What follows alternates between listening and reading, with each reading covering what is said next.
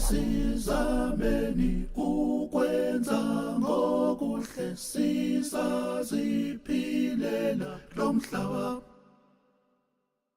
Make sizameni ukwenza ngokuhle sizaziphilela lo mhlaba. Okay, everyone take their seats. We're about to begin the proceedings, God willing.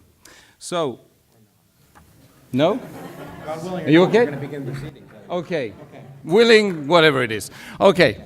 I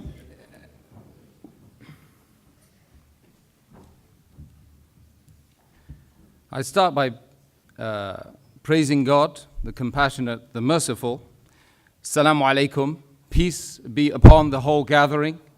Marhaba, welcome, and thank you all very much for attending this, what I hope will be a seminal debate between our two respected speakers on the left and the right. That's what it's all about. It's about a debate, and it's about us coming together and being, being true to each other. That's effectively what it's all about, right? Yeah. Yeah? You're in for that? You in for that, man? Good. That's great. Tonight's challenging debate, okay, entitled Islam or Atheism, okay, which makes more sense, is not happening in a vacuum, quantum, no, or otherwise.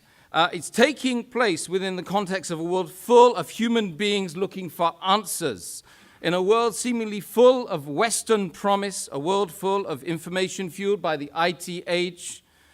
However, IT and we seem to have failed to adequately answer the most fundamental of questions about life, our existence itself, which is, of course, the main core area that we're going to be addressing tonight in this auditorium in London here tonight.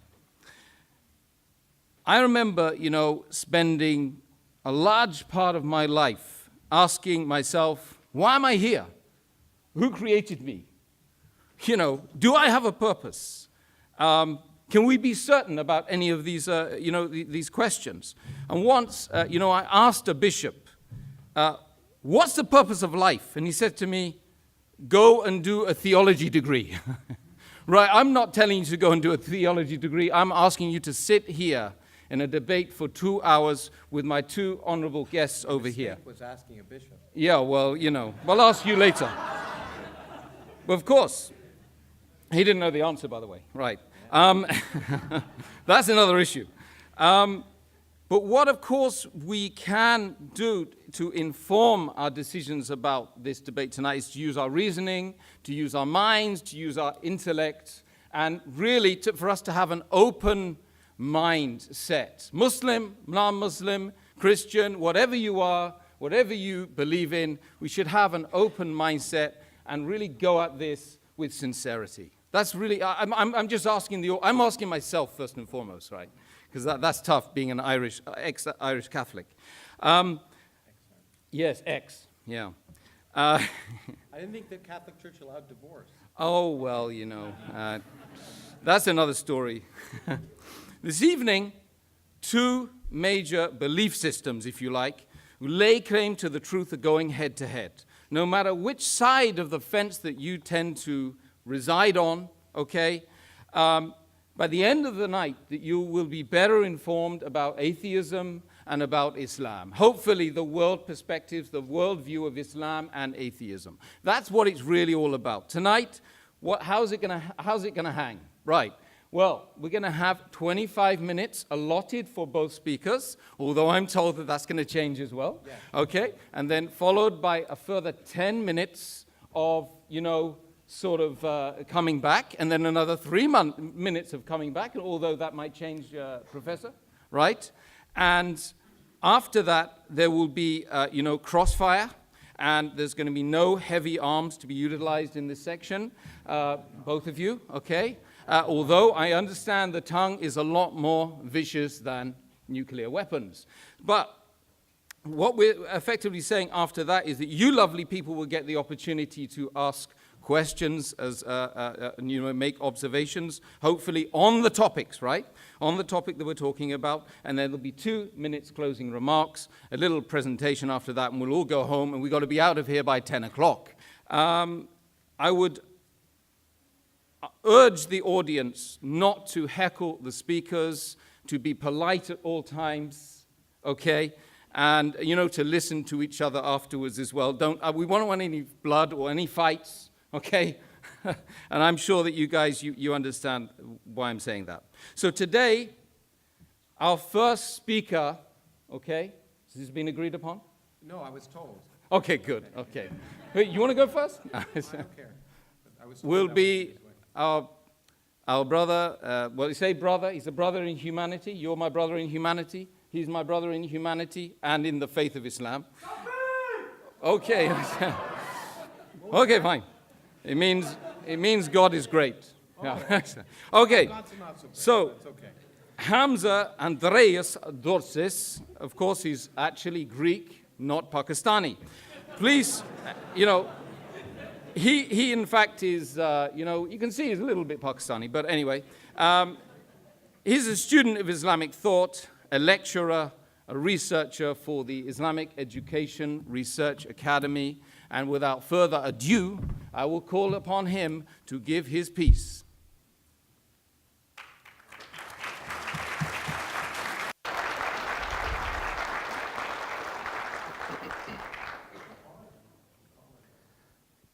إن الحمد لله والصلاة والسلام على رسول الله. To proceed, respected Professor Krauss, guests, brothers and sisters, friends, relatives, I greet you with the warmest Islamic greetings of peace.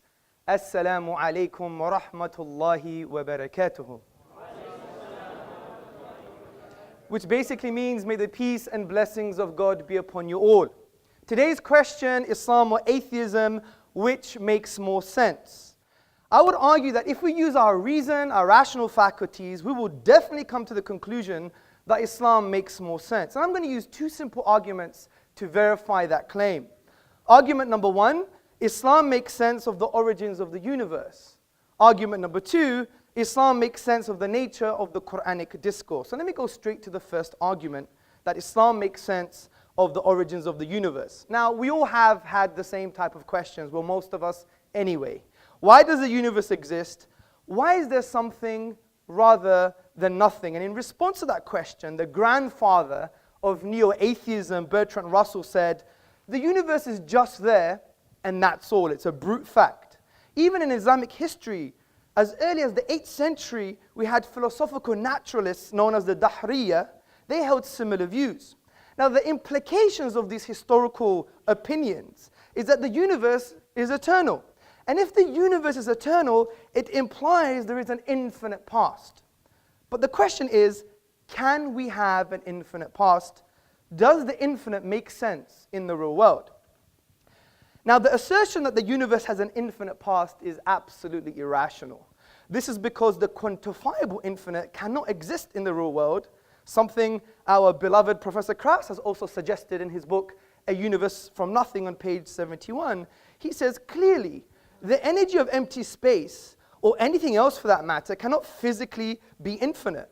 So we have to figure out a way to do the calculation to get a finite answer.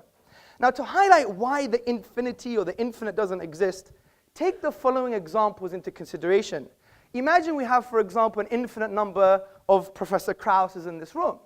And if I were to take 5 Professor Krausses away, how many do we have left? Well, some mathematicians may say, well, we still have an infinite number of Professor Krausses. Logicians will say we have infinity minus 5. But what stops me practically removing 5 Professor Krausses away from this room? Nothing. And if I do, there should be less than infinite, but there isn't, therefore it leads to absurdities and contradictions. Take this other example into consideration. The distance between myself and Professor Krauss. We can potentially split this distance into infinite parts, but I can actually traverse the finite distance, which shows, as Aristotle, the Greek philosopher, said, that the infinite is potential, never actualized. And in light of this, mathematicians Kasman and Newman said, the infinite certainly does not exist in the same sense that we say there are fish in the sea. And this leads to our deductive argument. Now, for those who don't know, a deductive argument is a conclusion that necessarily follows from its premises. And to deny a valid and sound deductive argument is equivalent of denying reality. So listen to the deductive argument. Number one, an actual infinite cannot exist. Number two, an infinite history of past events is an actual infinite. Therefore, an infinite history of past events cannot exist. Therefore, the universe is finite. Therefore, it had a beginning. Now, this is a deductive argument. But we also have complementary evidence, which I call astrophysical evidence. And I'm not claiming to be a physicist. We have an established, acclaimed academic amongst us, so he could tell us the rest of the story. But what have cosmologists said? They have said, for example, Alexander Vilenkin, in his book, Many Worlds in One, which I believe is a friend of Professor Krauss. He says, with the proof now in place, cosmologists can no longer hide behind the possibility of a past eternal universe. There is no escape. They have to face the problem of a cosmic beginning. And just to note, even Professor Krauss in his book affirms a beginning to the universe.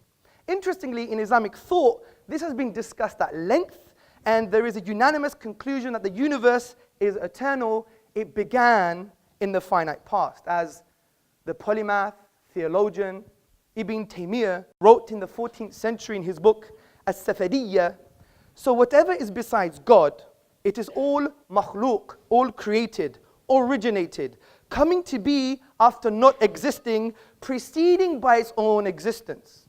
Now, since we have shown that the universe must have a beginning, there are four logical explanations for how the universe began to exist. Number one, it was created via nothing. Number two, it created itself. Number three, it was created by something else that was created. And number four, it was created by something uncreated. So let's discuss these together. Could the universe be created via nothing? Well, first and foremost, what do we mean by nothing? By nothing, we mean the absence of something, and in this case, the absence of the universe. Now, why does our definition make sense? This is because we have deductively argued that the universe began, and therefore it was once not there. There was an absence of the universe. This is undeniable due to the deductive nature of the argument. So based on our definition, I think we can conclude that the universe coming into being or existence via nothing is impossible on logical, rational, and I would even argue empirical grounds. You could discuss this mathematically, for example. What is 0 plus 0 plus 0? It's never going to be 3. It's 0. Therefore, the universe could not have come into existence via nothing. As P.J. Zwart in his publication About Time explains, if there is anything we can find inconceivable, it is that something could arise from nothing. Let's go to the next option. Could the universe create itself? Well, this implies that the universe was in existence and not in existence at the same time, which is an impossibility. Also, there's a crude example for you to picture in your mind. Ask yourself the question, can your mother give birth to herself? Obviously not. So we know self-creation is an impossibility.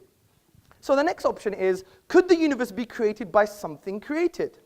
Well, I would argue as an ultimate explanation for how the universe began, this is illogical and irrational. The universe could not be as a result of another universe, for example, or something else that was created because of the absurdity of an infinite regress. Imagine this universe, universe 1, being as a result of another universe, universe 2, and universe 2 being as a result of another universe, universe 3, and this one on ad infinitum, we would never have the universe today. Hence, the Islamic philosopher and thinker, Dr. Jafar Idris, summarizes this point. He says, there would be no series of actual causes, but only a series of non-existence. The fact, however, is that there are existences around us. Therefore, the ultimate cause must be something other than temporal causes. So I would argue that the final possible explanation, which is the universe was created by something uncreated, is the most rational explanation.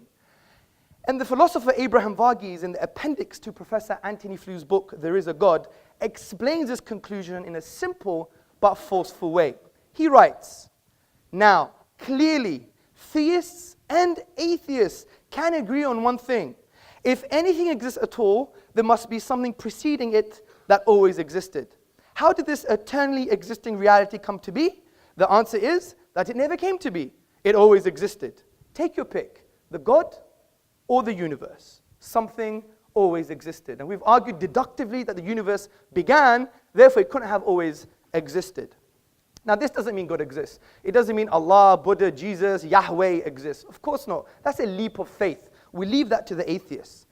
The point I'm trying to make here is that if we continue with our rational argumentation, using our aql meaning intellect in the Arabic language, as the Quranic discourse says, أَفَلَا تَعْقِلُونَ, do you not use your brains? If we continue using our brains, our mind, we will conclude something quite profound. Number one, that this uncreated creator must be eternal by definition because he's uncreated. Number two, he must be transcendent. As Ibn Taymiyyah, the 14th century philosopher and theologian, said, he must be distinct and disjoined from the universe. For example, if I were to create this lectern, do I become the lectern? No. Number three, this uncreated creator must have a will, because if it's eternal and brought into existence a finite effect that began, like the universe, he must have chose the universe to come into existence. And a choice indicates a will, and a will indicates it can have a relationship with sentient beings in the universe. Number four, it must be powerful. It created the atom, for example. If you split the atom, ask Professor Krauss what happens. Fifth point, it must be perpetually knowing, because if it's eternal and it established laws like the law of gravity, it implies it's a lawgiver. So therefore we can make the inference that it's perpetually knowing or perpetually intelligent because it's eternal and created laws in the universe. Finally, it must be one. If we use the rational principle called Occam's razor, and by the way, many people don't understand Occam's razor, and I think Professor Krauss doesn't understand Occam's razor either when I read his book, but he could debate with me later. Occam's razor is not about physical causes, by the way, which has been misconstrued as a straw man in the Kraussian fashion. Basically, Occam's razor is that you must have a simple explanation, but also you must have the most comprehensive, which means what? It actually means that it has to have greater explanatory scope and explanatory power, because it can be complex, because it may deal with most of the questions. But concerning this reality about the oneness of the divine, the argument that the creator must be one is simple and far more comprehensive. If you say 2 or 3 or 4, then it's not simple anymore, and it doesn't answer all the questions. In actual fact, it creates far more questions than it answers, such as, how do 2, 3, 4 causes co-eternally exist? It doesn't make any sense. So I think we've concluded what the Quran concluded 1400 years ago, that there is a creator, he's one, he's unique, and he's transcendent. As the Quran says in the 112th chapter, say, he is God, the one, the unique, God, the eternal, absolute. He begets not, nor is he begotten, and there is nothing like unto him. Now, before I move on to my next argument, I really want to have a nuanced discussion, a very nuanced discussion, which means if someone offers to talk to you, you have to talk to them back. And I wasn't offended, but I found it slightly childish when I asked someone in this room for us to have a chat, and he wouldn't have a chat with me, which I think is not very nice. But that's another story. And I want to do with some contention so we transcend this kind of what I would call atheist cliches. So what's the first atheist cliche? The first atheist cliche, I call it the Professor Krauss nothing cliche. And if you read his book, you will see that Professor Krauss was a highly acclaimed academic. I mean, I am nothing compared to him. That's true. He's right. 1 second. By the way, him making a statement is not an argument. I don't know why you're clapping like someone who's obedient slave. 1 point. Please, I have a time to keep. So, in his book, which I really like his book, I like his style, I like his rhetoric, he wrote in his book, A Universe from Nothing, he said that nothing is nothing with italics. And essentially what he's trying to say, he's trying to change the label nothing, which in the English language is a universal negation. But he's saying nothing is actually something, which is a quantum reality. Now this is quite bizarre. And that's why you have to study philosophy, because you need to make conceptual distinctions. For example, imagine I was in the hallway and I said, I met nobody, and they gave me directions to this room. Or imagine if I said, for example, yesterday my wife made a great lunch, and it was nothing. Nothing tastes great with a bit of whipped cream. I mean, does this make any sense? And Professor Krauss' use of nothing is actually something. He also says in his book in page 80, our universe will then returning to the quantum haze from which our own existence may have begun. And his own friend, Alexander Vilenkin, said recently, vacuum is very different from nothing. It's a physical object. But this is irrelevant almost, because even Krauss admits in his book that these are speculative and inconclusive conclusions. Because he says, I stress the word could here, because we may never have enough empirical information to resolve this question unambiguously. So I do respect what he's trying to do, but you would never take an inductive argument over a deductive one. Only someone intellectually challenged would do that, in my humble opinion. The second contention is that things can come into being without any cause. You have a quantum vacuum, a quantum reality, and there are some subatomic events that appear without no causes. I believe we have a strong defeater to this argument, and it concerns perceptions, and it rests on a Kantian argument. Now, I can order my perception in this room. I can see this very handsome young man. I can see the cameraman. I could see the wall. I can also reverse that perception. But if my wife were to start walking down this auditorium, I couldn't help but see her front before I see her back. And I couldn't reverse that perception. Now, the very fact that I know when I can order my perceptions and when I can't, and when I can reverse my perceptions and when I can't, is because we have an innate concept of causal links and causal connections. To reject that based on empiricism or an empirical reality is equivalent and tantamount of actually rejecting the perception itself. It's like shooting yourself in the foot. This is why the philosopher John Cottingham in his book Rationalism said, but on Kant's argument, we will not be able to recognize the event in the first place unless there were a rule that makes it necessary that the order of our perception should be thus and not otherwise. In short, the very experience of an external event already presupposes an understanding of causal necessity. So these are the cliches. Let's go to the next argument, which is the nature of the Quran. Now, the Quranic discourse has been described by Eastern and Western scholars as an intrusive and imposing text, which seeks to intrude into the inner dimensions of man.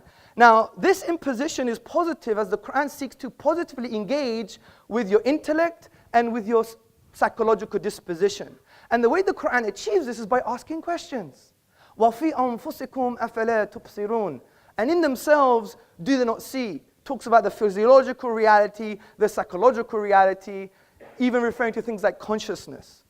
This is why Professor of Philosophy Shabir Akhtar, in his book, The Quran and the Secular Mind, A Philosophy of Islam, he describes what the Quran is trying to say with these verses. He says, nature's flawless harmonies and the delights and liabilities of our human environment, with its diverse and delicate relationships, are invested with religious significance. Created nature is a cryptogram of a reality which transcends it. Nature is a text to be deciphered, evidences accumulating in the material and social worlds and in the horizons jointly point to a hidden immaterial order. And you may think this is quite interesting for a 7th century book, but the Quran goes even further than this. It produces an intellectual challenge for the whole of mankind. The Quran says, وَإِن كُنْتُمْ فِي رَيْبٍ مِّمَّا نَزَلْنَا عَلَىٰ عَبْدِنَا فَأْتُوا بِسُورَةٍ مِّن مِّثْلِهِ وَادْعُوا شُهَدَاءَكُم مِّن دُونِ اللَّهِ إِن كُنتُمْ صَادِقِينَ. And if you are in doubt, talking to Krauss, talking to me, talking to everybody, if you doubt this book, which we have sent down to our servant, referring to the Prophet Muhammad sallallahu alaihi wasallam, upon whom be peace, then bring one chapter like it and call on your witnesses and supporters besides God, in kuntum sadiqeen, if you're truthful in this claim.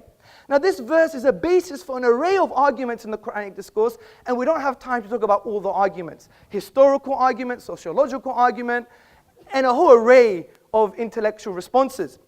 But one I want to talk about is called the inimitability and the uniqueness concerning the Arabic language in the Quranic discourse, which Islamic theologians and thinkers argue that it is a miracle. Now, before I get into that, we have to now discuss what is a miracle. We have to define what a miracle is. Now, the word itself linguistically comes from the Latin word miraculum, meaning something wonderful. And the traditional Western philosophical definition of a miracle, as summarized by David Hume in his An Inquiry Concerning Human Understanding, he says it's a transgression of natural law. We don't agree with that definition. Because what are natural laws? Natural laws are just inductive generalizations of patterns we perceive in the universe. If something changes from the pattern or is different, then maybe it's part of the pattern. It's just based on induction. What the profound Islamic theologians and thinkers have done, they've redefined what a miracle is based on the Quranic discourse. And they have said that a miracle is an event that lies outside the productive capacity of nature, which means when you go to the nature of the event, you exhaust all possible naturalistic explanations. And also, there is no naturalistic causal link between the event and the nature of the event. And this is a far more coherent definition. Let me give an example from the Quran itself. Now, the Quran talks about Moses, Musa, alayhi salam, upon whom be peace, and Pharaoh in the Quran. Moses was told to throw down his wooden staff, and it instantaneously turned into a live snake. Now, this miraculous event, the snake, lies outside the productive capacity of the nature of the event, the wooden staff, because the chemical makeup of the staff is different to that of the snake. In actual fact, you have to add more stuff to the staff, if that makes sense, stuff to the staff, to be even close of creating a snake, but only the staff was used. So when we exhaust naturalistic explanations, we find there is no causal link between the staff and the snake itself. So this gives us a definition of what a miracle is. Now this applies to the Quran's use of the Arabic language, because the Quran cannot be described as any of the literary forms of the Arabic language, which include saj'a, rhyme prose, mursal, straightforward speech, maqama, a combination of metrical and non-metrical speech, and the al-bihar, the 16 rhythmical patterns of classical Arabic poetry. Now, interestingly, in classical Arabic, every expression falls within the known literary forms of the Arabic language. The Quran, however, de-scopes the Arabic language. And the Quran is a miracle from this perspective, because even though it's made up of the Arabic language, there is no causal link between the Arabic language and the Arabic in the Quran. This is because when we exhaust the 28 letters, the finite grammatical rules, and the finite words, we exhaust them, we cannot produce the unique literary form of the Quranic discourse. And interestingly, from a historical and literary perspective, when attempts have been made to produce the like of the literary form of the Quranic discourse, they have all failed. As the academic Foster Fitzgerald Arbuthnot, a notable British Orientalist, states, and that those several attempts have been made to produce a work equal to it as far as elegant writing is concerned, none have yet succeeded. In this light, brothers, sisters, and friends, what we've just discussed can develop into a deductive argument. And listen very carefully. Number one, a miracle is an event that lies outside the productive capacity of nature. In other words, there are no causal links between the event and the nature of the event. Number two, the Quran's literary form lies outside the productive capacity of the nature of the Arabic language. Its literary form cannot be logically explained using the Arabic language. Therefore, the Quran is a miracle. As Professor Bruce Lawrence from Duke University in his book, The Quran, a Biography, on page number 8 said, as tangible signs, Quranic verses are expressive of inexhaustible truth. They signify meaning, laid within meaning, light upon light, miracle after miracle. So we have two key arguments that are based on deduction, not just induction. And to challenge a deductive argument, you have to challenge the premises, and I hope Professor Krauss would do that. So let's go to some contentions. What about Shakespeare? Shakespeare is unique, but this is a very shallow contention. And I even heard this from Dan Barker in our debate in Minnesota, and he didn't do his reading. Basically, Shakespeare is not unique from the perspective of the structural features of language, the literary form. Rather, it's aesthetic reception. The kind of argument we're talking about the structural features of the Arabic language. And if you look at Shakespeare, he used the iambic pentameter, the trochaic verse, the blank verse, and many English literateurs use the same kind of structures. And if you go to the book, the Oxford Dictionary of National Biography, you will see that Shakespeare has been compared to Francis Beaumont, John Fletcher, and other playwrights. So he's not unique or inimitable from the perspective that we're talking about. Finally, the last contention is, but I'm not an Arab. How would I know? Well, we could use another argument called rational deduction. Now, rational deduction is a thinking process where you take a universally accepted statement and from that draw logical conclusions. And no one would deny universally accepted statements from academia or from authorities that are valid and sound and authentic. Because this is the realm of epistemology, the study of belief, and a valid source of knowledge is actually testimony. If you read the works of Professor Cody and Professor Keith Lehrer in the Epistemology of Testimony published by Oxford, you will see it's a grounded argument which we could discuss later. So the authentic and valid testimony concerning the Quran is, no one has been able to challenge the Quran and produce its literary form. If that is true, then we could draw logical conclusions without even knowing one letter of the Arabic language. We could say, well, could it be from an Arab? Could it be from a non-Arab? Could it be from Muhammad upon whom be peace? Or is it from the divine reality? We know it couldn't be from an Arab because they all failed, especially the best Arabs at the time. We know it can't be a non-Arab because you have to know Arabic. We know it couldn't be from Muhammad upon whom be peace because all human expression, if you have the blueprint, you can replicate it. Just look at some replicas of Picasso and Monet in art. And therefore, it must be from the divine. So from this perspective, we've dealt with some outdated cliches because I really want a nuanced and frank discussion. I really do. And I hope I do have that with Professor Krauss. I respect him dearly, and I respect all of you. Obviously, we're going to have a pun here and there, but that's the whole point. I couldn't let Krauss get away what he did in the beginning. So from that perspective, I really want him to deal with my premises, and I want him to deal with the deductive argument, and I wish him Godspeed. Thank you.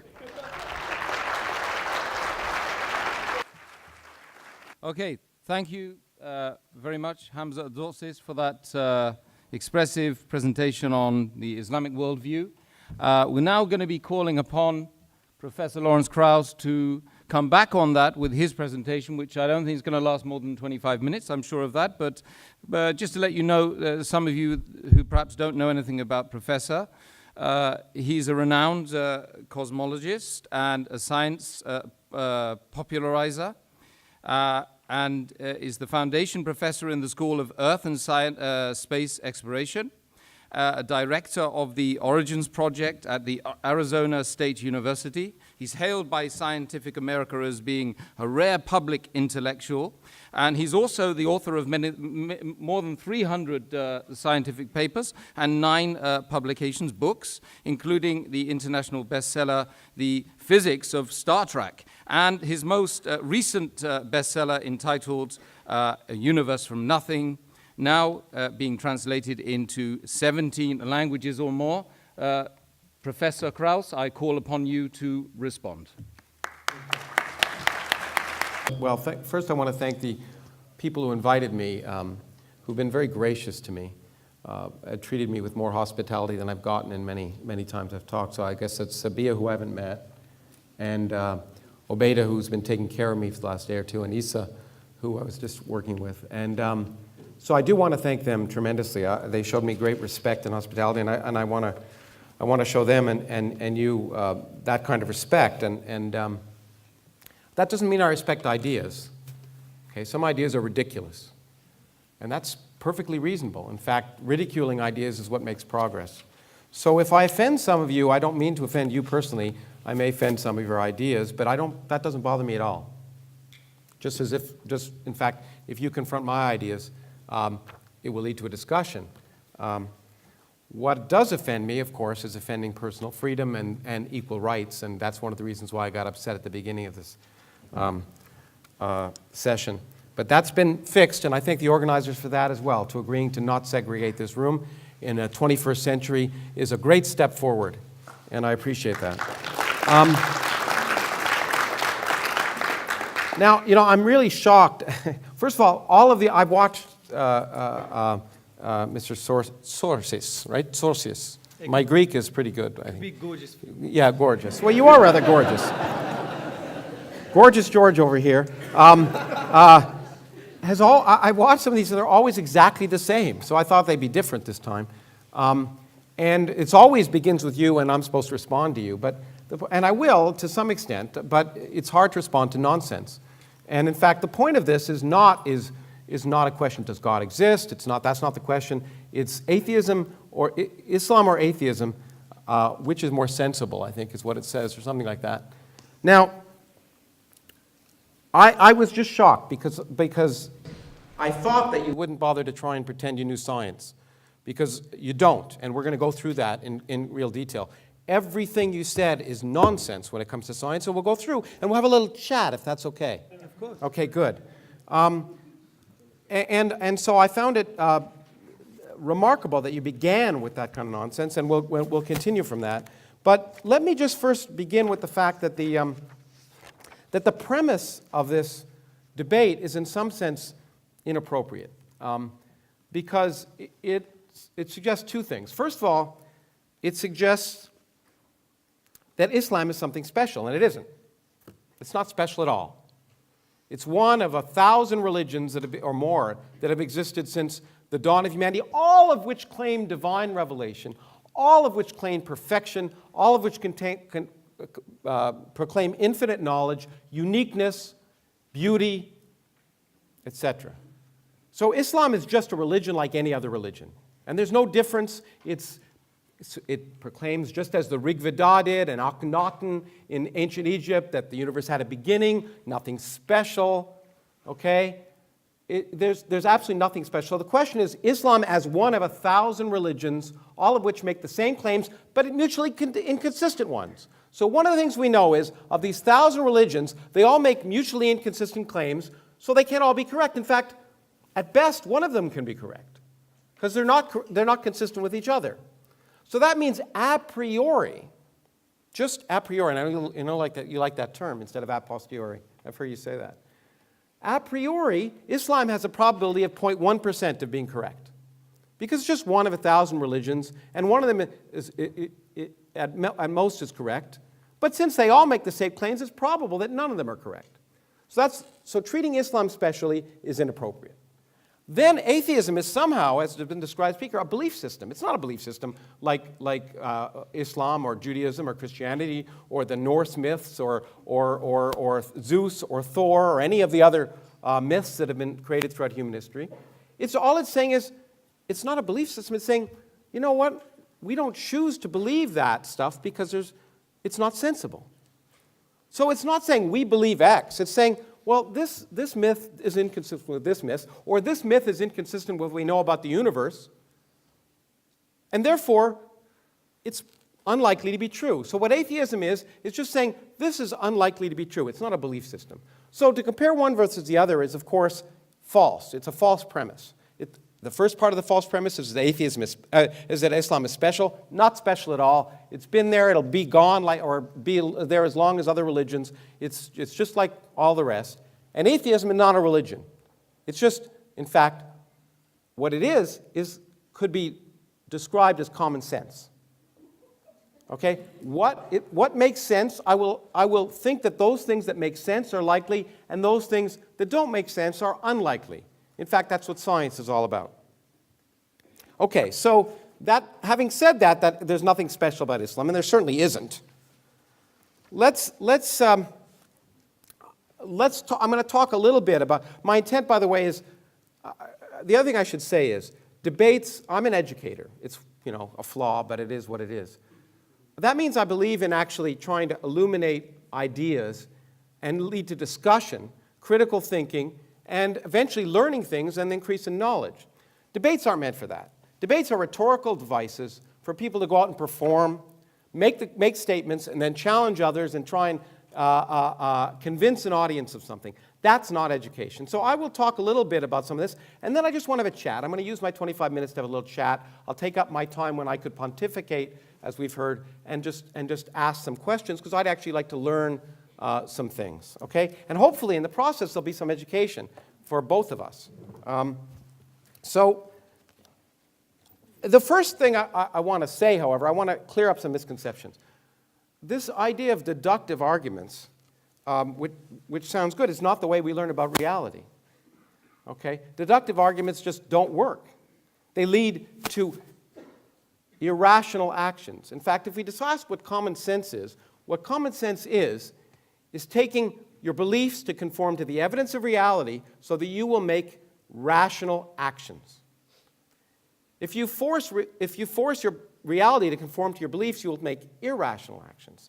So you can deduce things based on your beliefs, on your a priori beliefs, but you'll have a problem. For example, your a priori belief could be that if you prayed to Allah, that you could jump out the fourth story of this window of this building, and you would land safely. Okay, that could be an a priori belief. And in fact, you could deduce based on all your beliefs and all of the evidence that you're a good person and Allah would take care of you, or whatever you want to call it, that you'd be fine. I would take the elevator down, and only one of us would be walking at the end. That is not deductive. It's based on empirical evidence.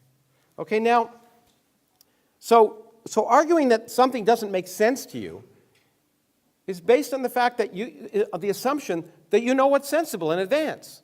But we don't know what's sensible in advance until we explore the world around us. Our common sense derived from the fact that we evolved on the savannah in Africa to avoid lions, not to understand quantum mechanics, for example.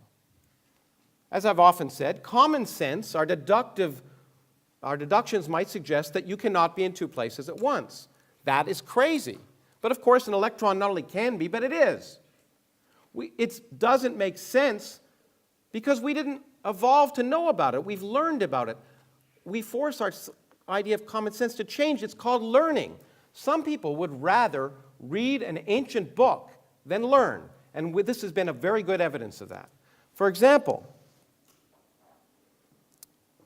to say something is inconceivable just means you can't conceive it. But the great thing about the universe, and the reason that I do science, is that the universe has a much greater imagination than we do. In fact, there are more things in heaven and earth than are dreamt of in your philosophy. And that's what's wonderful about the universe. Things that are inconceivable happen all the time. And what that does is that expands our mind. And expanding our minds to conform to the evidence of reality is common sense. And that's what, when you call atheism, that's what that is. That's just saying, I'm going to accept the evidence of reality, and if something seems like it contradicts the evidence of reality or is irrational, I should question it. Now, there are a lot of ideas which gorgeous George over here, no, Mr. Tzortzis. Tzortzis. I've been to Istanbul and I'm trying to learn Turkish, but Tzortzis, Mr. Tzortzis. It's okay. Do you speak ancient Arabic, by the way? I could read and do a bit of grammar. A bit of grammar. You don't speak it then? No. So your presumption that it's beautiful ancient Arabic is just a presumption. You actually don't know what you're talking about. No, it's not. Okay. I'll respond Okay. I just wanted to ask that question because I don't speak Turkish. I wanted to see if you spoke ancient Arabic. Well, I just want to ask, do you speak ancient Arabic? Yes, I do. Fluently? No, but I do speak it. Okay, but not fluently. كيف حال?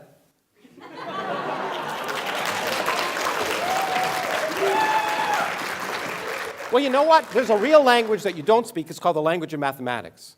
So let's talk about that. Let's talk about this nonsense about infinity. Let's take something physical. Let's draw a circle and draw a diameter. What's the ratio of the distance of the circle to the diameter? Do you know? You're the teacher. Do you know? You're the teacher. I know. I'm asking you a question. No, I want to have a chat. I don't know anything. Well, you've demonstrated that, but you ever heard of pi? Yes, I have, yeah. Oh, do you know what it is? 3.1 for Christian, you say. How many decimals does it have? I don't remember. An infinite number. Yes. Okay, so the physical distance of the ratio of a diameter of a circle to its circumference is an infinite number. Yes. What do you know? Now, when we talk about, what's amazing to me is you quoted Aristotle as the basis of science. Of course, Aristotle was the one that told us objects fall in proportion to their weight because he actually didn't do the experiment. He deduced it based on what he wanted. Galileo, of course, did the experiment, right? And we know, let's do the experiment here in front of you. So I'm going to take this object and this object. Yes. Aristotle would tell me which would fall first. Will you tell me which would fall first? Guess, okay. If you don't know. The book. Okay, look, you were right. Great. Okay, good. Why? Because there's resistance. Resistance to what? To the paper, right? Okay, exactly. Aristotle didn't know that. Yes, he didn't. Okay. Aristotle also claimed that infinity was impossible because indeed, as you pointed out, the distance from you to me could be divided into a half, and then a quarter, and then an eighth, and then a 16th, and that's an infinite thing. It makes it impossible. Yes. Well, the thing that Aristotle didn't know how to do, and you don't know how to do, is to sum an infinite series. 1 plus a half plus a quarter plus an eighth plus a 16th adds up to 2. Yes. Okay, so that kind of argument that infinity is impossible, it just doesn't make sense mathematically. Infinities do occur. Now, it is true in my book that I said infinite density or infinite energy is a concept that appears to be in contradiction with the evidence of physics. But that doesn't apply. All infinities are impossible. In fact, space could be infinitely large. There's no presumption that space isn't infinitely large. It could be. What we now know about physics suggests it probably isn't, but there's no law of physics that says space can't be infinitely large. So this notion that you deduce that infinity is impossible because you don't like it is just not the way the world works. Because infinities happen all the time, whether you like them or not. Not only that, it doesn't lead to irrational actions. Mathematicians have a way of dealing with infinity. We can add infinities. We can take numbers and an infinite series that, for example, the series 1 plus 2 plus 3 plus 4 plus 5 plus 6 plus 7 to infinity actually has, in mathematical terms, can have a finite sum. It's minus 1/12, if you wanted to know. Okay? It may not seem logical to you. It may seem inconceivable to you that the sum of a series of positive terms, each of which is bigger than 1/12, could end up being minus 1/12. But the fact that it's inconceivable to you just means you're ignorant. Thank you. Okay. Now, this idea that Occam's razor suggests, first of all, Occam's razor is not a principle of science. Okay, it's a nice idea that you should try for the simplest answer to any question, and physicists try and use that. Sometimes the simplest answer doesn't work. In genomics, for example, it'd be nice if every gene, in fact, you talked about more than one cause for an effect. It'd be nice if every disease was caused by a single gene. One of the reasons that genomics is so difficult is we've discovered there's a complex interaction of genes, so that in fact, that there are many separate causes of most diseases. There are very few diseases that have a single cause. But in fact, you know what is simpler than the number 1? The number 0. 0 is a much simpler reason that there's no cause. Okay, so if you really wanted to apply Occam's razor, in fact, you'd apply no causes. Now, you also use the term causality, which is a term I understand. You didn't define it. Do you want to define it? I may do. Well, why don't you do it now? I don't want to give you that favor. Oh, I thought we were going to have a chat. Yeah, but I want to have a chat, not a chat. So it's less rhetoric, more connection. No, let's have a chat. No, I think we talked about rhetoric. We were talking about the lecture you just gave. I want to have a chat. I'm asking you a question.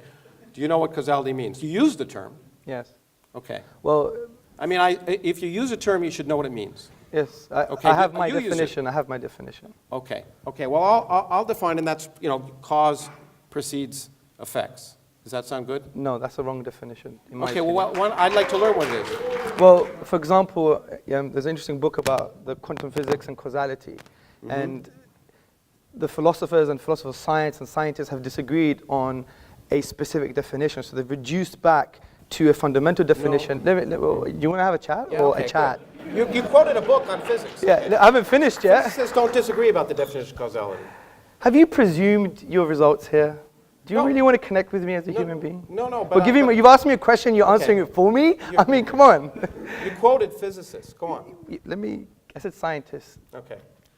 Now, which is the same, I agree. Now, so from my limited knowledge, and I do believe it is limited, of course, is that the agreement has been on something which produces an effect, which includes, therefore, you can have something called asymmetric spontaneous causality, where the cause exists prior causally, but not prior temporally. So there is a whole range. What's prior causally, not prior temporally?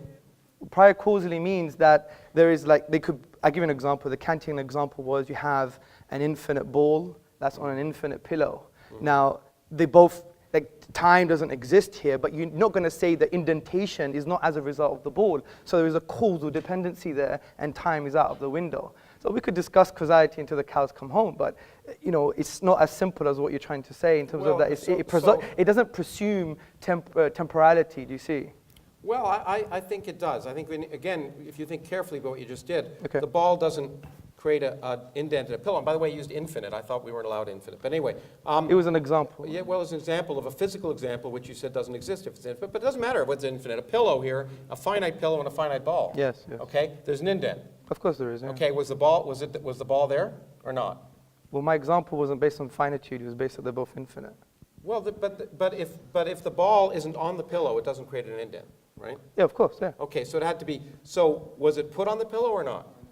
Well, that's irrelevant. You're damning the example. then you're That's a logical fallacy. No. Get the point I'm the trying point to say. is that the physical causes have physical effects. So either the ball is on the pillow or not. Now, the point about causality is that the interesting aspect of it is that it's an interesting physical question. But what if there's no before? Let's take, you talked about the cosmology. So let's take general relativity, whose equations I'm sure you don't know. And I said I don't know To the anything. beginning. Oh, you made it very clear that the beginning of the universe is very important. You deduced it, but in fact, deduction doesn't matter. The point is, the universe, our visible universe, did have a beginning because we can measure it. Whether we liked it or not, or whether we think it's sensible or not, it actually did have a beginning, a factor not in dispute. Our universe had a beginning. Now, however, the laws of physics tell us, right now, if we extrapolate back to the beginning, that that if we took it at face value, that time didn't exist before t equals 0. So if time doesn't exist at all, the sense of cause doesn't even make sense. And this is the key point. In science, we have to realize that our common sense notions sometimes go out the window. When we observe effects, they have causes. But at the beginning of time, when time itself may have come into existence, then that question becomes a bad question. Philosophers can debate it, people can write it down, but it doesn't matter. Now, the other thing I will say is you've somehow talked to me about the fact that the Quran as a literary document is different than other literary documents. And you've given some arguments that I understand. What I actually did this the other day because I've seen you give this talk a gazillion times. I actually input in a computer a lot of Arabic words and asked them to produce it at random. And I produced 2 sentences from the Arabic from the Quran in 11.6 seconds. My computer speaks neither Arabic nor is Arab, but produced those incredibly divine words. Now, the other question, of course, I would have is, and this is a common sense question, is why did God choose Arabic, or Aramaic, or Greek? I mean, doesn't he speak English? Or the Americans always think he does, which is why they invented the Mormon religion. So the question I want to ask is, what makes sense is to ask not the details of the Quran, which I don't want to dwell on, because it's just one of 1,000 different religions, all of which make the same claims, and all of which, if you look at them a priori, are equally ridiculous from a priori common sense notion. For example, and I got this from my late friend Christopher Hitchens, is it sensible to assume that humans evolved in their present form somewhere between 250,000 to 1 million years ago? So you have a God who creates a universe and has 4.5 billion years of life evolving, and then Homo sapiens evolve and live in incredibly awful conditions and for 250,000 years, and suddenly, in the middle of the desert, in a cave where no one can see it, he takes some poor schmo and says, I'm going to tell you the truth. And not only that, I'm going to allow you to save humanity. And in fact, if people don't believe you, they're going to go to hell for eternity. And we can talk in great length, in great sadomasochistic length, about the torture they're going to have, and we can all enjoy it. Now, what about all those poor 250,000 years of people, of real people who were struggling to exist and survive, those poor people who were existing before that God decided to give his revelation to Muhammad? Why that? Why would a sensible God wait that long? And of course, the interesting question you have to ask is, why are the revelations always done when no one can see them? If you're asking a court of law, you'd say, well, you know what? It just doesn't make sense. Why don't once it doesn't call down from the sky so everyone can hear them? Why is it always given to people in private who then claim they've had a revelation? Now, why should I believe Muhammad's revelations any more than anyone else's? In fact, there's a young woman in the United States, in my country, who, as you know, had a revelation. You may know this. She had a revelation. God told her to drown her 4 children in a bathtub. And she did. Because God told her. She heard it. She heard it. She had a revelation. It was real. She heard words of incredible harmony and beauty that she'd never experienced before in her life, and she drowned her 4 children. Okay, now she's in a mental hospital for good reason. Because there's no evidence, that a sensible person would believe to suggest that God was telling her to drown the 4 children. Now, let me ask you, do you think Sharia law should be instituted? It depends how you define Sharia law. Do you know anything about Sharia law, sir? Well, I was going to ask you about it. I will teach you in the next round. Okay, good. Do you think, for example, that blasphemers should be punished? Blasphemers meaning? Maybe if I say, let's just say, and forgive me, let's just say I say that someone who married a 9-year-old girl is a pedophile. Yeah. And maybe that person is a prophet. Is that a blasphemer? Is that worth being punished for? Well, I think you should be educated first and foremost. No, maybe, I'm not saying it happened. But let's say I said that, I made that claim. Should I be punished? In a court of law with justice, there will be a form of punishment, yes. Okay. So what about if I openly questioned the existence of God? In fact, said openly and preached in a room that there's no God. Is that worth punishment? This is full in our history. We don't have a problem with intellectual debate and dialogue. Okay. I even mentioned the 8th century Dahriya. So if I say that Allah is not God, but Thor is God, and people should worship Thor, and I go and that it's not blasphemous. Well, it's wrong and it's Okay. childish, but Okay. I will have a discussion. But it's blasphemous to suggest. Is it blasphemous to suggest that Muhammad isn't a prophet? Well, from an Islamic perspective, but you have to understand there's a difference between public intellectual discourse Okay, so and great, being okay. deliberately rude. Okay, well that's. But we'll that's all great. fall for intellectual discourse as per this big debate. Oh, but you say I should be punished if I suggest Muhammad was a child molester. That's No, the- no, I wasn't saying that. Didn't you say that? What I'm saying is, in an Islamic law, for instance, if you were to speak about something like this, and you would be taken to a court under certain conditions, Then I would be punished. there may be a punishment. But generally speaking, it would be more edifying and educational. But rather should there than- be punishment? That's what I'm asking you. Should there be? Oh, you're asking me if there Yeah. should be punishment? I think we should follow God's law, of course. So there should be a punishment. I think there should be a punishment if you're deliberately harming anyone else. For openly questioning. Well, John Stuart Mill For had the openly same questioning or opinion. Openly ridiculing. So No, there's a difference. Don't straw man my Okay, positions. let me take a more clear example. You're straw manning my Say positions. you're a homosexual man Yes. and you have sex with another homosexual man. Should that be subject to punishment? In the private home, it's outside of the Sharia law. If they did it in public, which doesn't even happen where you're from, then there's a different story. What would the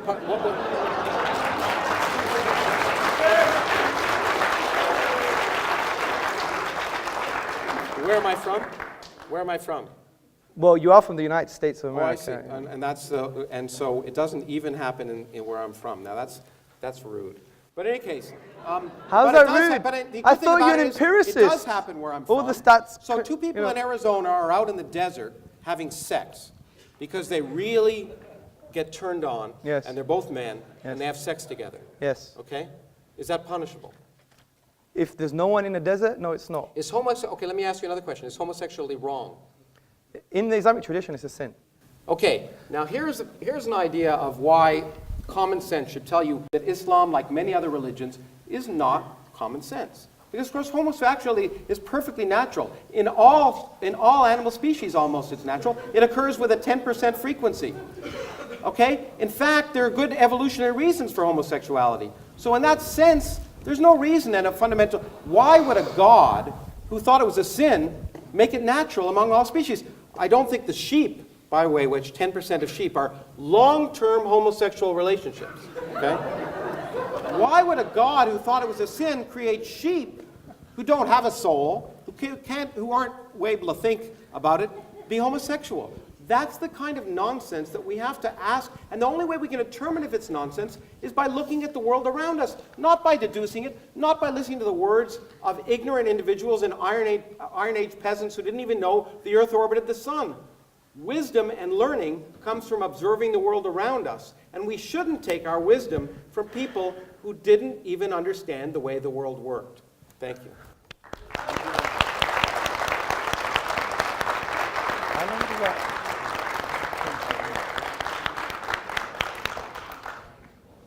Professor Krauss, thank you very much for your presentation on the atheist worldview. It's not a worldview. I think repeated it was actually more like a dialogue, nice to chat between you two guys. Actually, Yes. I was wondering when I should jump in and stop you guys. You know. Anyway, I'm sure Aristotle and Plato did the same thing. But now we've got something to sort of come back on from Professor. He's given a lot of food for thought, and no doubt Hamza, in about 10 minutes, thank could you. possibly come back and course. answer some of those contentions brought up you very by much. Professor Krauss. Thank you very much, Professor Krauss. Audience, first and foremost, I think most of what he said was a red herring. A red herring is this very smelly fish that you pull across the path of running dogs. And the reason it was a red herring, because he said that I spoke about science. I specifically said he knows better than I do. I specifically didn't use it as my key argument for the finitude of the universe. And he wanted to correct me on something that I didn't even mention myself. This is what you call not rhetoric, not intellectual argument. It's what you call sophistry. It's rhetoric with crap, frankly. Now, and I'm not saying it to be rude, because it's a typical Kraussian fashion. A Kraussian fashion trying to win over the whole audience, make a hoo-ha in the beginning. And imagine I did that when I walked into, one day I had interfaith dialogue. And imagine I walked into a Jewish mosque or a hall that was public, and I basically said, I don't want to do things your way, but I want to discuss with you, but I'm not going to do things your way. Is that tolerance? Is that how you connect with other people? He wants to know about our tradition, but he won't even ask them, why do you have this? And another straw man, justice and equal rights. You think they're saying that because they don't have any justice or equal rights? My wife is up there, ask my wife. What's the matter with you? See, these presumptions from Fox News, you're an academic, but when you talk about Islam, it's based on the Fox News narrative, and I'm going to expose this in a minute. Now, the first point I want to make.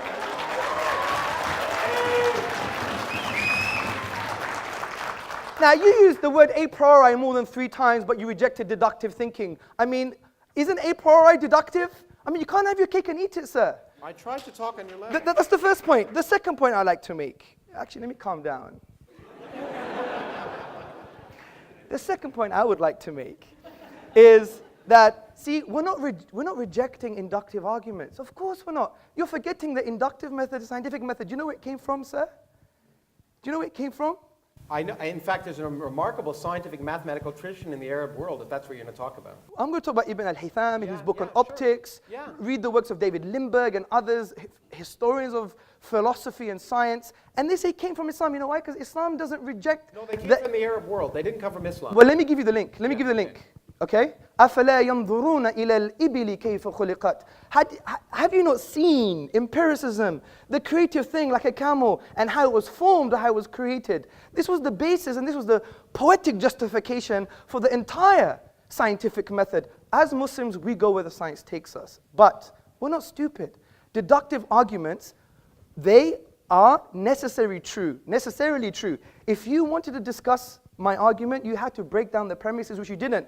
You just talking about the infinite and the circle and the circumference. I knew we were going to do this because it's all mathematics. You remember what I said? No, it's a physical circle. Yeah, but let me make a point. Let me make a point.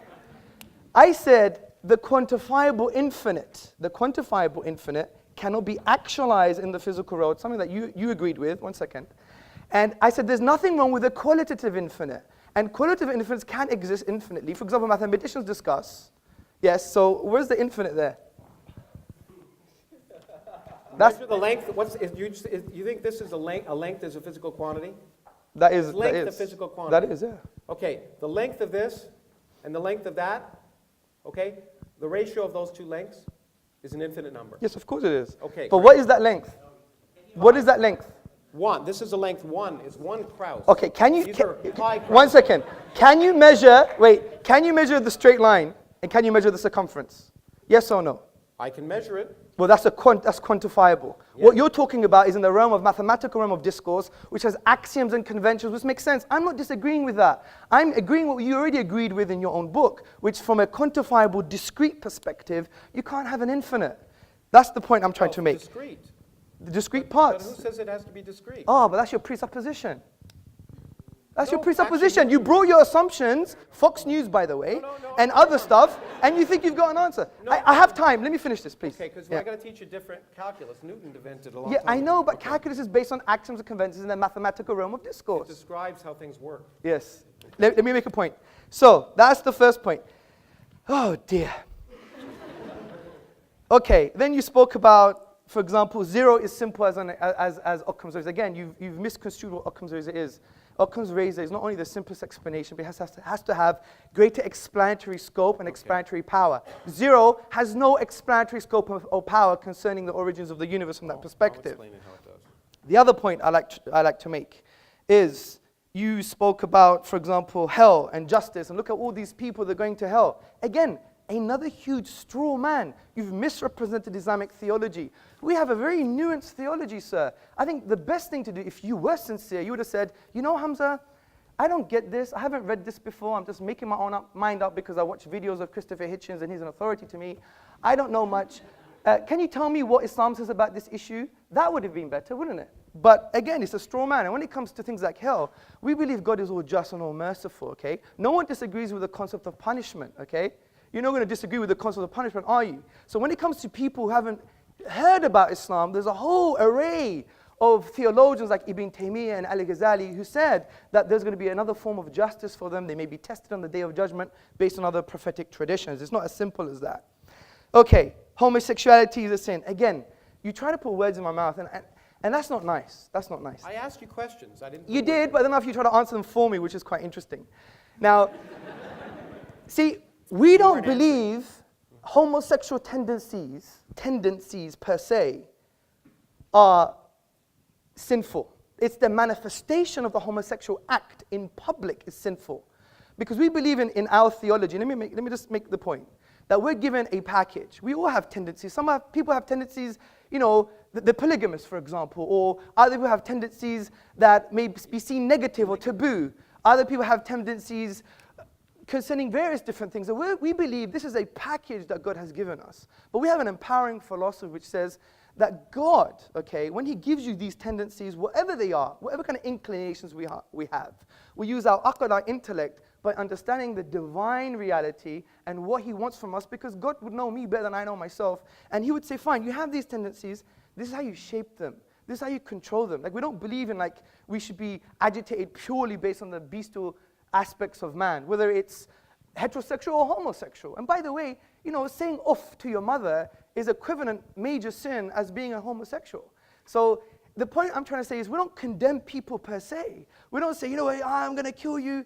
We appreciate every human being. They have spiritual needs, but we're not gonna make up our own religion. We're not gonna follow the Kraussian religion, whatever he says. We're gonna follow the divine reality. If he says homosexuality is a sin, it's a sin. Just like drinking alcohol is a sin for the Muslim, or for example, being harmful to human beings is a sin. Right? Just because I have a tendency and I'm a martial artist and I want to harm people, does that mean now, you know, God is wrong just because I have that tendency? I mean, that's not right. Anyway, I'm still looking for some strong counter arguments you made to my points. There were no points to actually make any counter arguments. Well, there were, because you didn't. Okay, let's put it simply. Infinity doesn't exist. Yes, it does. Okay. You didn't. No, I said the quantifiable infinite doesn't exist. I agree the infinite exists. Again, another straw man. The point I'm trying to say is this. We have a deductive argument that the universe is finite. If it's finite, it began to exist. If it began to exist, there are some logical possibilities. Please entertain those logical possibilities. If not, it's equivalent to you coming to my house, having a coffee, I'm talking to you, but you're talking to the window. And I know you have better morals and manners than that, because I know you're highly respected. And we do all respect you in some paradoxical way. But the point is, the point I'm trying to say, Professor Krauss, is that I think it's only fair if you want to pick and choose from the Fox News narrative that you actually trying to change that stance and say, right, what does Sharia law say? Do you have a book of Sharia law at home? I asked you so I could learn. No, but you were telling me. Do you have a book? Okay, do you have a book on Sharia law? No. And you make judgments, and okay, I have a book on atheism. I think it's based on nonsense. Great. But I give you the intellectual epistemic respect to read your worldview. But you've come here my book is a book on atheism. It's a book on science. You've come here blasé, almost arrogant. I don't want to judge you, and saying, you know, it's all rubbish. I'm not going to take any of his arguments. I know better than you, which you said that, and I do agree in physics you do. And you've come here making judgments on Sharia law. You don't even have a book on Sharia law. That's why I asked questions.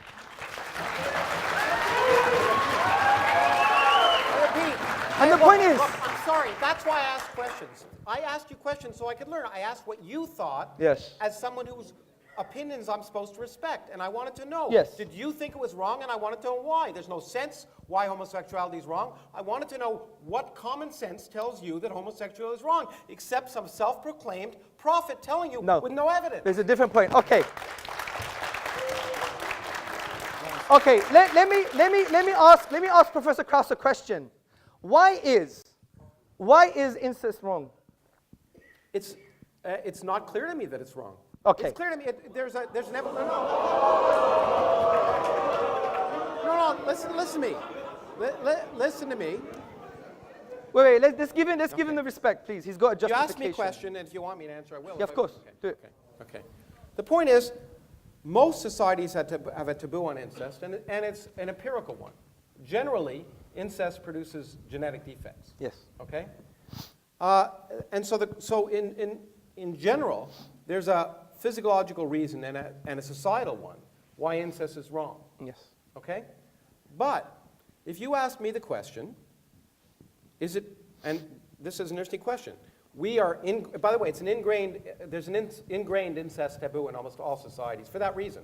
Sure. Because societies want to persist, so it works. But if you ask me a priori, for example, the question, if a brother and a sister loved each other and used contraception, is there something absolutely morally wrong about that? And that, by the way, and it was once, and they went off and it didn't affect anything else, I'd have to think about it because I don't think there's any absolute condemnation of that fact. If they love each other and care for each other and they go off and it doesn't affect anything else, Okay. Would I recommend it? No. Would I be particularly happy about it? But would I be willing to listen to those arguments if they were rational? Maybe. Okay, good. So, see, this is precisely the point I'm trying to make, Professor Krauss, is that I find it quite interesting. Someone who adopts an atheist position would have strong moral judgments about a religious tradition, whereas your moral judgments, at best, are relative and subjective.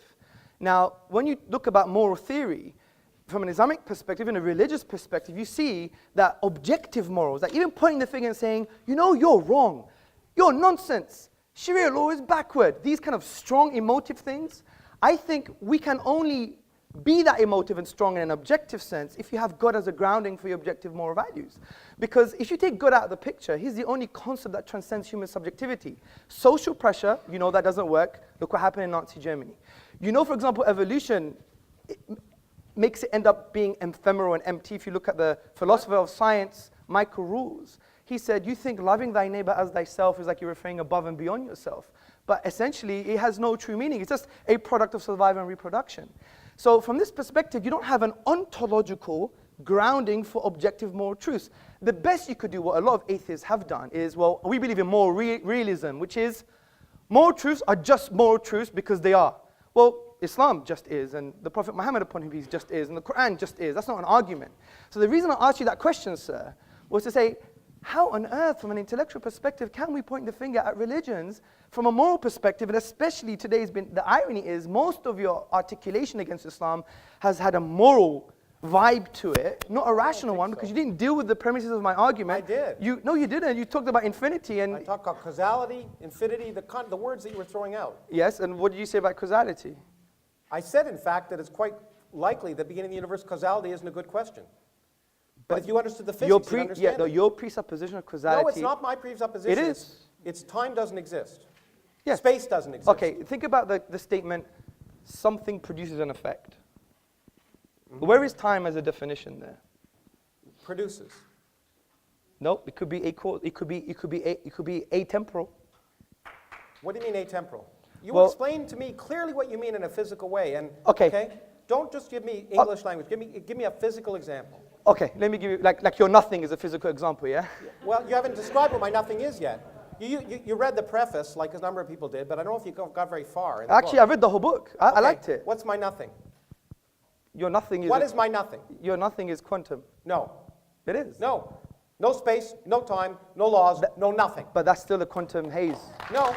That is. No, there's no quantum. There's no universe. There's no universe. Nothing. Zero, zip, nada. So why did you say in your own book then that we will reduce to our own quantum haze? Hamza, can I Yep. can I Well, he took a lot of interrupt? my time. Yeah. Well, but did you- It's you kind took on of my time and dissolving answered my into a question. discussion. So we'll continue the discussion. 'cause Oh, I we don't will plan do. to pontificate. No, of course. Okay. yes. Okay. Thanks very much, Hamza. Please come and sit down, brother.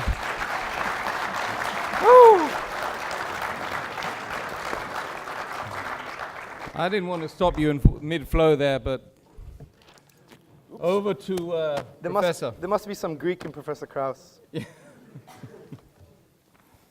Look, okay, well, we can continue the discussion because it should be a discussion. My point is that the question, I repeat again, is what's more sensible? And what's more sensible, ultimately, is what produces more rational actions.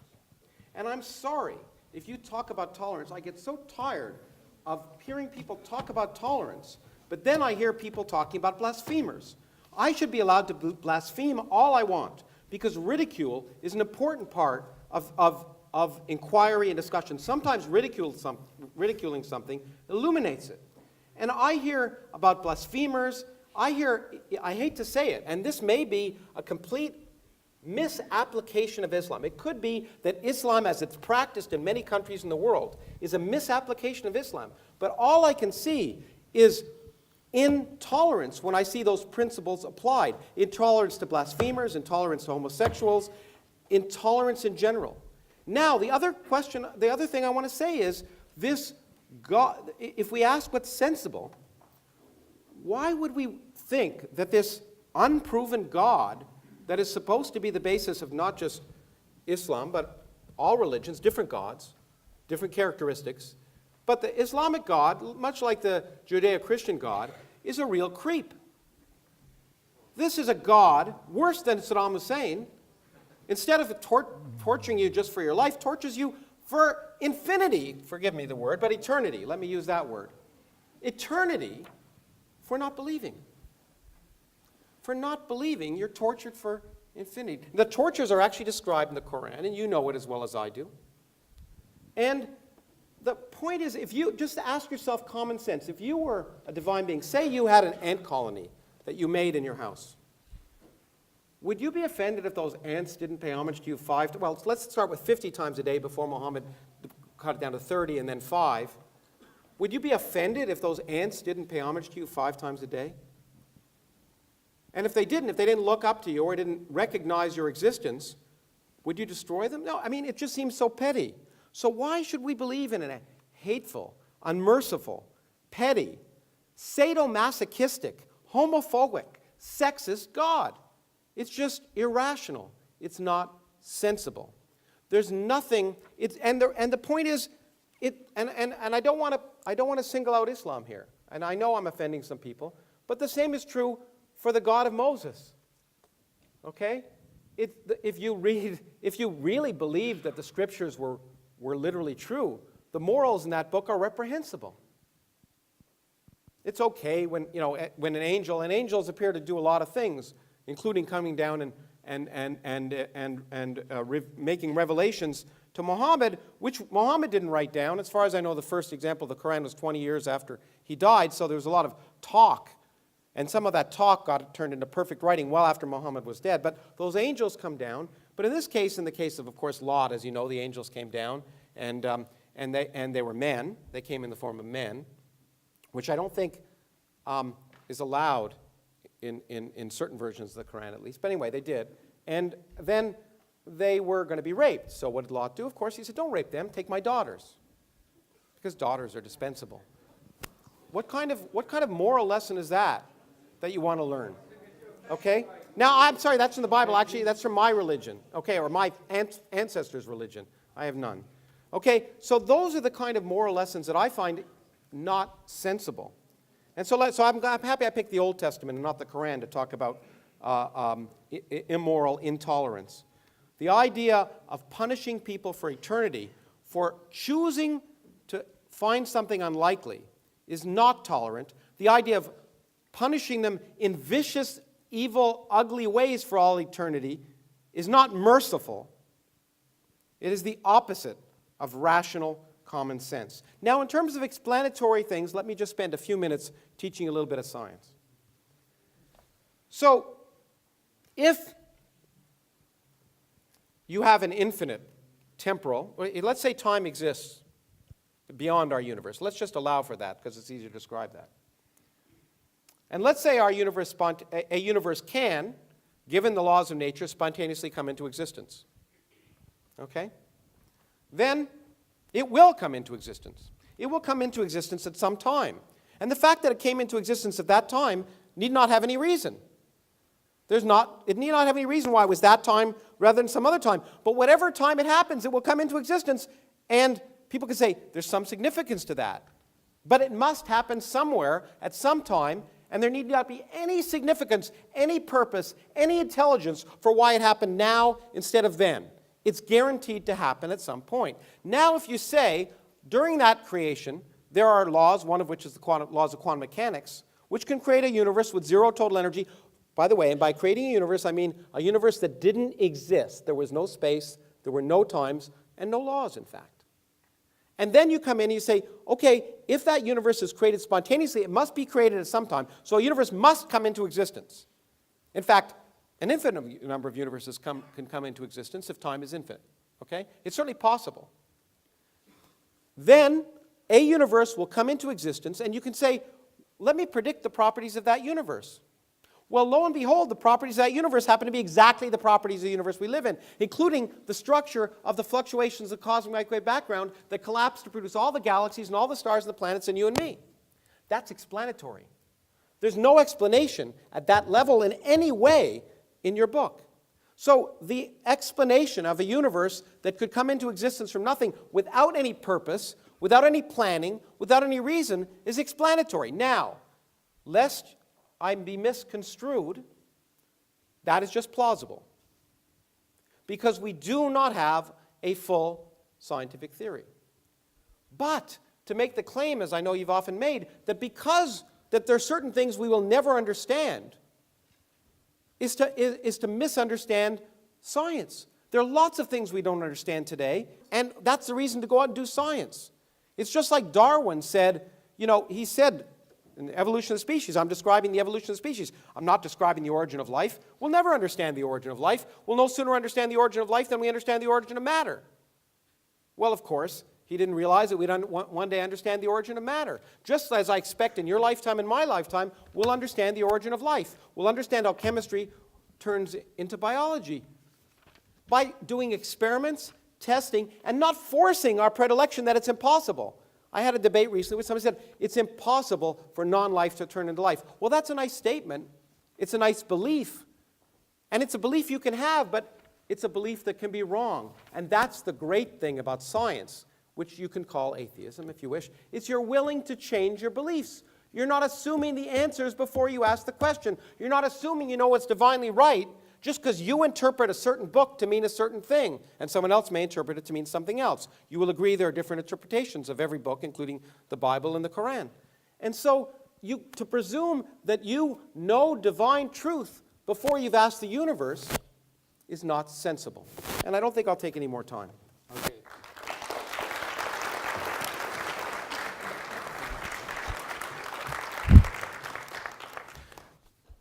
Thank you, Professor Krauss. Now back over to Hamza. 3 minutes it will be, thereabouts. Thank you, Professor. Thank you very much for your presentation. Now, I really want you to try and address some of my arguments. You produced something about with the Quran, but if you were attentive to my argument, the Quran says bring a chapter like it, not two verses from different chapters. So again, it was a straw man of the articulation of what the Quranic miracle was. And I could spend more time maybe during the Q&A to explain what that is, but I specifically said bring one chapter like it. Your computer model, which I like to see evidence of, by the way. But who just decides what's like it? I mean, do you decide or do I? Okay, is that a different question? To me, Shakespeare is more beautiful than the Quran. That's fine. Okay. But, or James Joyce. Yes. He doesn't use iambic I understand, pentameter. I understand, sir. Okay. But what you have to understand, sir, is this, is that I repeated maybe more than once, it's not based on aesthetic reception and your opinions on beauty. Who determined it? Well, it's the reality, empirical reality. No, I'm going to what's explain. empirical reality? Let me explain what the argument is again, because from your onset, you've misunderstood it. You thought it was quoted beauty. people who said it couldn't have been created. But those are just literary scholars. What if I say, yeah, it could be created? Yeah, let me just explain that, because Okay. your first presupposition was based on a falsehood, wasn't it? Yeah, you thought it was aesthetic reception. It's based upon the structural features of the Arabic language. Now, because I only have 2 minutes, I'll continue that in the Q&A, okay? So, also you're saying about that, look, if the universe began, and we could show that maybe empirically or deductively. My focus is on the deduction here. And I don't think you really address on the infinite perspective when we said that this is based on axioms and conventions in the mathematical realm of discourse, but in discrete physical parts, as you've admitted in your book, that can't happen. So we have a deductive argument that the universe began, which means it once wasn't there. Ontologically, if there wasn't a cause for that, you wouldn't have the universe in the first place. The second point I like to make. No, there's you see the photon that's lighting you up from that thing? Yes. It didn't exist before it was emitted by the electron. Yes. Okay? It didn't exist. Yes. It wasn't there. And you're saying there's no cause? It wasn't, you know, point is, yeah, I'm saying this. What I'm saying is, there can be physical causes for physical effects. Yes. Okay, but they don't have to be, but God doesn't have to pull the photon up. Just because the photon appears from nothing doesn't require something supernatural. I agree. But okay, so if a universe suddenly comes into second. existence where it wasn't before, it doesn't require something But supernatural. I already gave you a defeater to the argument that you assume that when things begin to exist, they may not require any causes. And that defeater was... Not any purpose. I didn't say cause. I just said if a universe can come into existence by physical causes, Yes. where there's no universe to begin with, it will happen at some time. And your point was I it agree. happened, and therefore there's a reason why it happened, because it happened when it happened. Well, if it didn't happen then, it would have happened some other time, and we would have had this conversation at some Let's other calm time. down. You're putting words in my mouth, okay? Okay. What I'm What did saying you to say you, then? I'm not saying things like, I'm not talking about teleology. I'm not talking about there is a purpose behind. Don't use definition. Did you not say our universe came into existence for a cause and there had to be a reason for it? No, I didn't say reason. There had to be a purpose? No, I didn't say that. I said there is a Oh, cause. I thought you said there was an intelligence. You gave a whole long argument. Oh, that's after using conceptual analysis that you agree that there is a uncreated creator or a cause that was uncaused. Now, Well, hold on, but Yeah. forget all that. I just talked about our universe. yes. Are you agreeing with me that our universe doesn't have to have any purpose or reason to create it? No, of course I'm not. I don't agree with you. Well- but that's not my argument. My argument is, deductively, was the universe once absent? Yes. Yes. If that's the case, then ontologically, which means the nature and source of reality is that it couldn't have come into being without a cause. Well, okay. First of all, I hope it's that way because that'd be easier to understand. Yes. Okay? It's possible that it's not that way. Okay? So if it has, and you could take this out of my time if you want. I don't give a damn. The point is that maybe time exists outside of our universe. Maybe Yes. it doesn't. Let's just pretend it does. And then our universe came into existence, and there was a physical cause for that. That's fine. I'm fine with that. I'm fine with our universe coming into existence for physical cause, just like that photon being created. But as I pointed out to you, it's equally possible that these notions that we have in our brains, because we're humans living at a classical level, that time exists and is a continuous flow, may break down. And if they break down at t equals 0, then any sense of the word cause becomes nonsensical. The word cause is a red herring in your terms. It's not worth discussing. It may not be relevant to the creation of our universe because there may not have been any time before it, and therefore this notion that every effect has a cause may be irrelevant if there's no time. Now, I don't know if that's the case, but I'm willing to ask the question, and I'm willing to do studies to see if it's reasonable. Yes. I'm not willing to presume the answer before I ask the question. Well, of course, I agree. Okay. But the point is, the presumption here is that you require time, and that there's a specific physical definition for time. Now, Well, the presumption is after t equals 0, you require time. That's absolutely true. The presumption that you require time at t equals 0, if you took the equations as they're written, No. time would go out the window. I don't have a contention with the physics. That's your job. No, but there's no. Yeah. But if you take it as they're written, there's no time.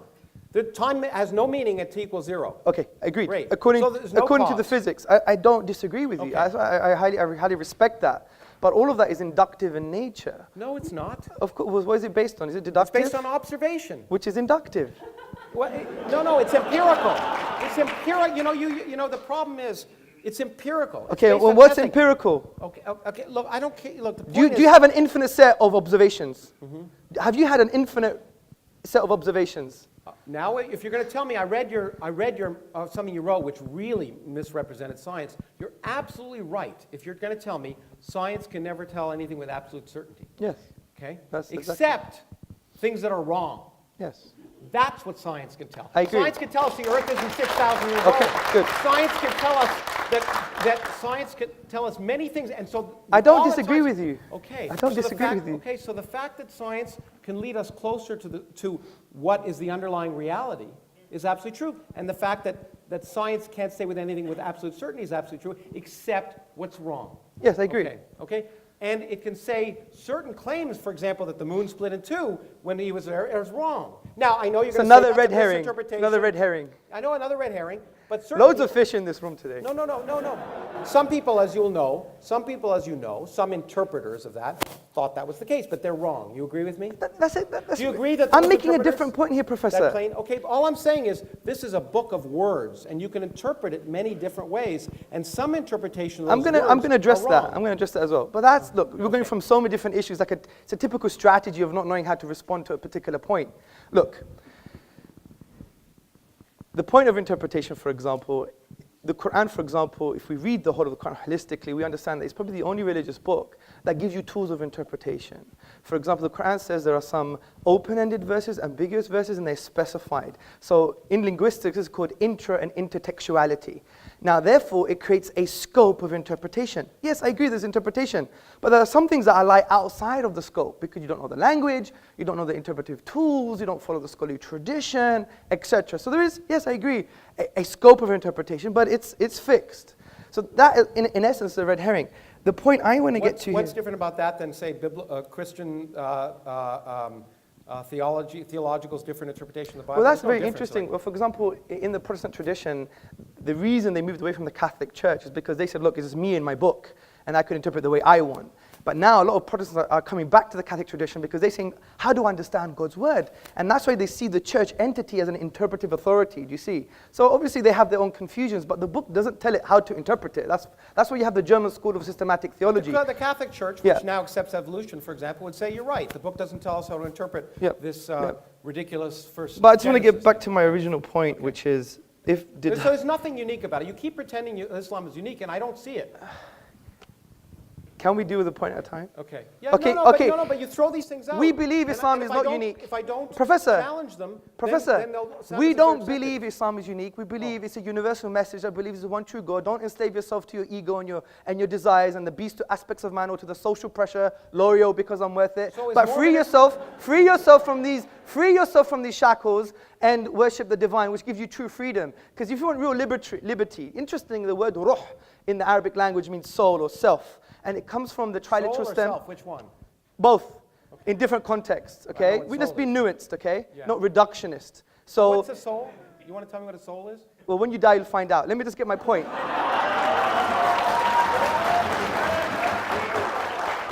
Let me make my point. That's a really bad explanation. Well, come on. Because it gives me something I can't test. Listen, I'm the Greek. I'm supposed to be full of sophistry and rhetoric here. Well, you are, but that's true. The point I'm trying to say is that the word ruh etymologically shares the same meaning with the word raha, which means liberty and serenity. And interestingly, we all want to seek this type of liberty, but the irony is, from an existential perspective, what does it mean to exist? Who am I? We're all in a state of slavery because your birth, sir, your birth, madam, is just like the American writer once wrote. We're born and then we're sold into slavery. You never chose your birth. Well, it was Rousseau who said that. Man is born free and Yeah, lives but, forever. yeah, exactly. Well done. Good. So let me. It wasn't American. Yeah, but let me get poetic here. Yeah. So the point is, we don't choose our birth. I didn't choose I was going to be Greek, looking like a Pakistani. You never chose that. If you shaved, you wouldn't look so Pakistani. Well, I'm growing my hair just like yours. Okay. So, It's true. it's nice. That's true. So the thing I'm trying like to your say. hair, by the way. Thank you. We're becoming friends now. Yeah. So the point I'm trying to say is, look, let's be nuanced about some of the narratives from religion. Like, in essence, that's how. See, you have to empathize and see the filters that the Muslim will use. And that's why a Muslim woman who may cover her hair, a Muslim man who may grow a beard, these are not reasons because it's like this kind of ridiculous type of blind slavery. We really understand that the only way to free yourself from the shackles of the ephemeral nature of social pressure, because we're social animals, of the very fact that you didn't choose your birth or your ethnicity or even your own gender, you free yourself from these shackles by what we call ubudiyya, a servanthood to the divine reality. But the question I want to ask is Yes. it sensible? So why is it sensible for a woman to be covered up and not a man? Well, I am covered. No, you're not covered up. You're not covered You up. wanna You're not say- put in a bag like some of the people back there. Well, it's not really a bag. No, it is. Yeah? As far as I'm concerned, it is. Okay, look, that's a different question. I'm not going to get into the moral judgments of certain traditions because at the end of the day, And, we've I already. find them, and by the way, they're all only Islamic. I mean, if you want me to offend other religions, I'm happy. No, to I'm do not it. saying that, Okay. Krauss, but someone who is rationalizing incest doesn't have no more high ground to point the finger at Muslim women. I mean, and the other point, No, yeah. Now you're doing soft. No, but let me That's an finish, honest let me question. finish, let me And finish. I explained why. in Let general, me incest complete the is a bad thing. sentence. I'm sure it wouldn't go ad infinitum. Okay. Let me make my point. Well, we could go ad infinitum because it could last an infinite amount of time. It's certainly- Potentially. So, not you actually. agree? Potentially, yeah, but not actually. That was my point, which you misunderstood. So the point I'm trying to say, Professor Krauss, is this, is that, you know, these pointing the finger at other traditions, where is your ontological basis for an objective moral value like this? Well, you know, in fact. Is it objectively wrong that she's wearing a bag? What? Is it objectively morally wrong? And how is it I didn't objectively never say morally it was wrong? wrong. I asked if it's sensible. Okay, is it sensible? Okay, and so my question to you is, it seems to me that given the fact that I happen to view women and men as, you know, we have differences, inherent genetic Of differences. course, yes. But in every other sense, we're equal human beings, and in fact, in many senses, as you know, there are advantages and disadvantages. We don't disagree with that. So I do not see any reason to treat women differently than men. It doesn't make sense to me. That's all I'm saying. Okay, fair enough. Good. Okay. So the point is, when we make moral judgments, I know you use the word sensible, but other times we're making moral judgments. I don't talk, unlike you, I don't talk about morals because I try, in this sense, the question before us was not, is atheism moral or is Islam moral? It's, is it sensible? And when people act So why have you nonsensibly- spent 25 minutes pointing the finger and making moral judgments rather didn't ever than say- trying to deal with my argument? I didn't make For a moral, example, I didn't you make thought- a moral judgment about your misinterpretation of whether infinity is allowed in physics. I didn't make a moral I judgment. never said that. I made a factual I never said judgment. that. I said it makes sense in physics because you need the mathematics to correspond to physical reality. I don't disagree with that. I am So saying... you need the mathematics to correspond to physical reality. Is that what you just said? Yeah, of course you do. According to physical physics. reality can allow for infinity. According to what, I learned a lot from your book, actually. It was quite interesting. You said, even in your book, I think it was page 81, you said that essentially, you know, there's the maths, and I need to improve my physics to ensure it's in line with the math. And interestingly... No, I need to improve my math to ensure it's in line with reality. Okay, good. So Okay? what With is... the evidence of experiment. Yes, good. So if my math doesn't agree with the evidence of experiment, then I change my math. And that's why I think, and I don't want to build a straw man, you made a conclusion in your book, you said, this is why you can't have an infinite anything. No. You said that in You your show me book. where I can't have an infinite anything. Yeah, Did I talk about give me the infinite book. energy density? Let Did me I talk find... about whether the universe might be infinite? Let me find it for you. And by the way, if I did, I was wrong.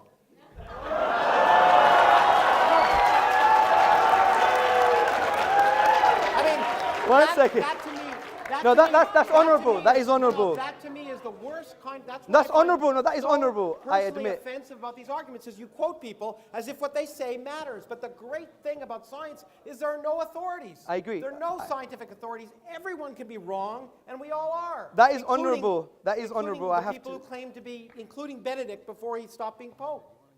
Yeah, 1 second. Just 1 second. Just bear with me. He wanted it here. It's here somewhere. No, I'm enjoying Yeah, it. please. No, this is good. This is good. Okay, so here we go. Infinity is not a pleasant quantity, however, at least as far as physicists are concerned, and we try to avoid it whenever possible. Whenever Clearly, the energy of empty space, or anything else for that matter, cannot be physically The infinite. energy of anything. No. You said, I'm sorry. or anything else for that matter. The energy of anything cannot be physically infinite. Where's that there? The energy of empty space or the energy of anything else. You're reading another book now. I wrote that. Well, Mohammed may not be here to talk about the Quran, but I'm here to talk about my book. And you don't even know your own book. And my book says, I repeat. Yes, do I that. repeat. Maybe I should change it into Arabic so you understand it. But the point is, the energy of empty space or the energy of anything else cannot be infinite. Oh, Okay? Okay, That's fair enough. what I said. Okay, good. So really, it's suggestive of my point. No. Sorry. It didn't say space cannot be Did you get this infinite. sign, by the way? It didn't say space. Oh, yeah. It didn't say space cannot be infinite or time cannot be infinite. Good. Because they perfectly well can. Okay, good. But there's another point you made. Wait. The other point is... I mean, you're making a big mistake to try and talk. No, about my I'm book. not. I'll be happy to. You'll be happy to show me what you said if I misquote you. Listen, Okay. Professor Krauss, I can only read your words when Well- you say, or anything else for that matter, means or anything else. But I know I should have... Was that paragraph about energy? Yeah, but Okay, just ask me. also there's a context now. But when it comes to religion, there is no context. No, there is. But when it comes to physics, there's a No, context. I talked to you about the fact that different interpretations lead. Fair enough. in your- I in the agree. Quran. I Different agree. people have interpreted the Quran incorrectly. I agree, Professor Krauss. But listen to this. What you have to understand is this. Do you agree that the universe started at a finite time ago? Do I agree? Yes. The Because you universe made that started point. 13.72 billion years ago. Yes. It's as far back as we can go to about the first millionth of a 10 millionth to of the a minus second. 43 or something. Well, no. Has it changed? Empirically, we know it to about a millionth of a second. Yeah. Okay, Of excellent. course Good. it started finite So time good. ago. Exactly. So that I said was suggestive evidence for my deductive reasoning. Okay? Well, it was suggestive evidence for the Rig Veda, Akhenaten. Yeah, I know. and Good, if you good, good. wonderful, read the Let's Norse carry on creation now. myth, it's just as beautiful. It was created. I agree. I Okay. agree. But then I said, but since we have the best possible explanation, which is an uncreated creator, or there is a Why is cause that that the was best not possible caused, explanation? because I gave you all the logical explanation. This is the point. You should be No, attentive. I have the best explanation. It came from nothing by physics. Yes, but your Okay. nothing, is it really like nothing? No space, no time. Our universe didn't exist. So there's There no... was no quantum foam. There was nothing where our universe existed. There was no space and no time. Everything we see, this room that we're in, So did not exist. when your friend Vilenkin comments on that... 1 second. So when your friend Alexander Vilenkin, who's a renowned cosmologist... Yeah, a good friend, A good friend. I mean, I read some of his works. It goes way beyond me. I have to and admit in that. fact, you know what? Yeah. You know what? In fact, Alex Vilenkin, as you'll read in my book, as I did, in fact, he scooped me because he wrote Yes, the he paper did. I read before that. Yeah, did, that was very interesting. Talked Yeah. about a creation of space from no space. Yes, I agree. Okay. Recently, he has mentioned that there is a spatio-temporal boundary, right? No. What has he said? Well, he is, I mean, you know, we can talk about the details of the instanton that he described in Yes, the mathematical yes, evolution, but in fact, there is no space at the central point of that. Okay, agreed. So but, see, my main point is that this evidence is suggestive of an evidence that is what I would call far more stronger. It has great epistemic value, and I'm going to end on this. Because it has greater epistemic value, because as you admitted, the inductive method doesn't lead to certain conclusions, whereas the deductive method leads to certainty. Now, you can't get it Which all is the often time. wrong. But no, if the premises... I can be certain about something be wrong. Can you? Yeah, I agree. But Okay. Krauss, if the premises are sound and the logic is valid, it's still certain. You still What if have the to prove universe to doesn't me... respect your logic? Yeah, but Krauss, Professor Krauss, you still have to prove to me that the deductive logic I used is unsound or not valid, and you haven't done that. Well, Okay. You don't think I have? I do. Okay, I'm really sorry to interrupt you, Professor Krauss, Hamza. You're going at it hammer and tongs, but there's a whole bunch of guys out there who want to sort of have a say, okay? Okay, guys, settle down. We're going to get the first question right now. Okay, my first question is to Professor Krauss, and this is just to sort out the sort of the whole thing we were talking about. I just opened up your page and it says, nothing is something. There you go. That's the title of a chapter. That's the title of the chapter, nothing is something, right? And you know what I meant? No, by and that? I'm going to ask my second question now. Okay. Your whole book is based on mathematics, and mathematics, as you know, is based on No, deduction. it's based on evidence. Okay, and you use mathematics throughout your book, and you say deductive. Show me the equations in my book. Show me the equations. Are there equations? Yes, they are. Well, there are one or two. The book's 200 pages long. Okay, let me just ask my I may have question. said My equal first MC question squared. was, you said nothing is something as soon as you open the book. Yeah. Secondly, you said deductive method, deduction doesn't work, and maths is based upon deduction. No, I said it may not work. No, you said it in the opening. Deduction doesn't work, and your book is full of mathematics and deduction. Mathematics is based upon deduction. So how do you... it's actually a good introduction to logical fallacies. Professor, you want to say something? Yeah, okay. I mean, these rhetorical things are so ridiculous, but okay. I like catchy phrases. And when I said nothing is something, it's a chapter title. My point, which many philosophers don't understand, and I guess, anyway, is that nothing is a physical quantity. It's not a philosophical quantity. It's not an imaginary quantity. Nothing in physics is the absence of something. So therefore, to understand what nothing is, you first have to ask the question, what is something? And to do that requires a lot of work. It's required all of the work of the 20th century of a lot of bright people, experimentalists and physicists. So what I tried to do is explain what we mean by something so that people could actually learn what you mean by the absence of something. I tried to be very clear and accurate. So it was just, in fact, since I wasn't trying to convince people of anything, I was just trying to explain it. The point is, in physics, nothing is the absence of something. So to understand what the absence of something is, you have to describe, you have to know what something is to know what the absence of that thing is, first. Secondly, mathematics is mathematics. You're absolutely right. But physics isn't mathematics. I did a degree in mathematics, and I did a degree in physics. I learned I wasn't a mathematician. And more importantly, I learned many of the best mathematician colleagues of mine weren't physicists. Because the universe, the way physics works, is that we make mathematical models of reality, but we don't decide that they're right. We say, in fact, I do it all the time, and most of them are wrong. I sit on a good day trying to make a mathematical model that explains reality. They go out and test it, and 99.99% of the time it's wrong, because that's the way science works. If it didn't work that way, anyone could do it. So it's not inductive in the sense, the mathematics is a useful language. In fact, it's the only useful language to describe nature, as far as we can tell. But it doesn't, we don't decide. Mathematics can describe an infinite number of universes. You can write mathematical descriptions of an infinite number of universes. Most of them aren't our universe. The way we determine if they're our universe is we go out and do experiment. Science is experimental. Without experiment, pure thought leads nowhere. If you locked a particle physicist in a room and asked her to come up with a theory of reality without any experimental observation, she'd come up with the wrong answer. Okay, you didn't actually answer the question there. Yeah? Just to reiterate, because you didn't actually answer it, yeah? You said deduction doesn't work. No, I didn't. No. Yes, you said it in the opening. I said your it book. doesn't have to Okay, work. let me just repeat the It's question not- because you didn't understand the first time, right? You said deduction doesn't work, and your book has mathematics. And what I want to ask you Okay, is, fine, I agree with you. Next question. Okay, what is deduction? That's my question. What is deduction? Do you even know what deduction is? Because I studied mathematics at university. You know I don't even what? think you I know don't what it really- means. you know What is what? deduction? You know what? Yeah. What is deduction? Let me just say, let me just say this, okay? You can make definitions of things. I can try and figure out how the universe works. I'll make progress, and you'll sit here. Okay, thanks very much. Next question, please.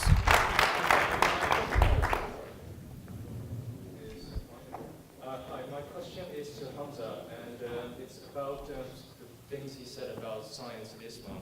He's done a research paper on embryology within the Quran, and the idea that I'm getting is that, it's sort of better to actually understand Arabic more to get more scientific ideas out of the Quran. But where is the LHC equivalent in terms of Islam? Where's that? What is the LHC equivalent? LHC, Large Hadron is it- Collider equivalent. Large Hadron Okay, Collider. in Islam. Yes, or genomics. I mean, wouldn't it be a better idea just to study the Quran and come out with these results? Okay. And when can we see That's those a good big question. results? The first point is that essay that was written wasn't to show that the Quran gives science. If you read the essay, it basically says the Quran is very general and at most places concerning science quite ambiguous. Now in Islamic theology, these verses that we call teleological, they're there for a specific end, just to make you think. Like frankly, only someone really silly is going to think that you're going to find quantum physics and embryology in a holy book, because that's not the divine, that's not the will of the Creator. And St. Augustine said for the Bible, too. The Bible isn't scientific. Yeah, but it's not a scientific book. Yeah, anyone like says it's Al-Shatibi, he was a theologian, and he said, look, this book, the Quran, is there to make you think about the most important questions about life, man, life, and the universe. Who am I? Whose am I? Why am I? For whom am I? These existential questions. And I yes, agree with that, by the way. I think it probably is that. thank you, sir. Okay. So the point I'm trying to make here from the embryology perspective is to show not that the Quran is scientific per se, but that its language is not representative of a 7th century science. That was my main point. So it's got nothing to do with the fact... Wouldn't there be more? Sorry? Wouldn't there be more science in there? No, but why should there be? My main... No, but I, Well, in some cases there is, but not in terms of here are the details. It's more like, you know the unique thing about the Quranic discourse, for example, when it talks about natural phenomena, it will present a word, for example, and that word will have a scope of meaning. And you could check this meaning out for yourself. And interestingly, it's aligned with past errors and future accuracies as well, which is very interesting. So, yeah, but I would argue that in some cases that you do see future accuracies. However, I don't believe. Let me make my point. My argument for the Quran is not a scientific one, because I believe science, as Professor Krauss admitted and really didn't answer somehow, was that the inductive method doesn't give you certainties. So we believe the Quran we can prove deductively, and it tells us to do the science to see how things work. We may be wrong, we may be right. So it would be only erroneous to say that something that is deductive can be proven via something that's speculative or inconclusive. And this is why, I empathize with you, the current trend in our modern, what we'd call da'wah, propagation of Islam, is heavily reliant on science.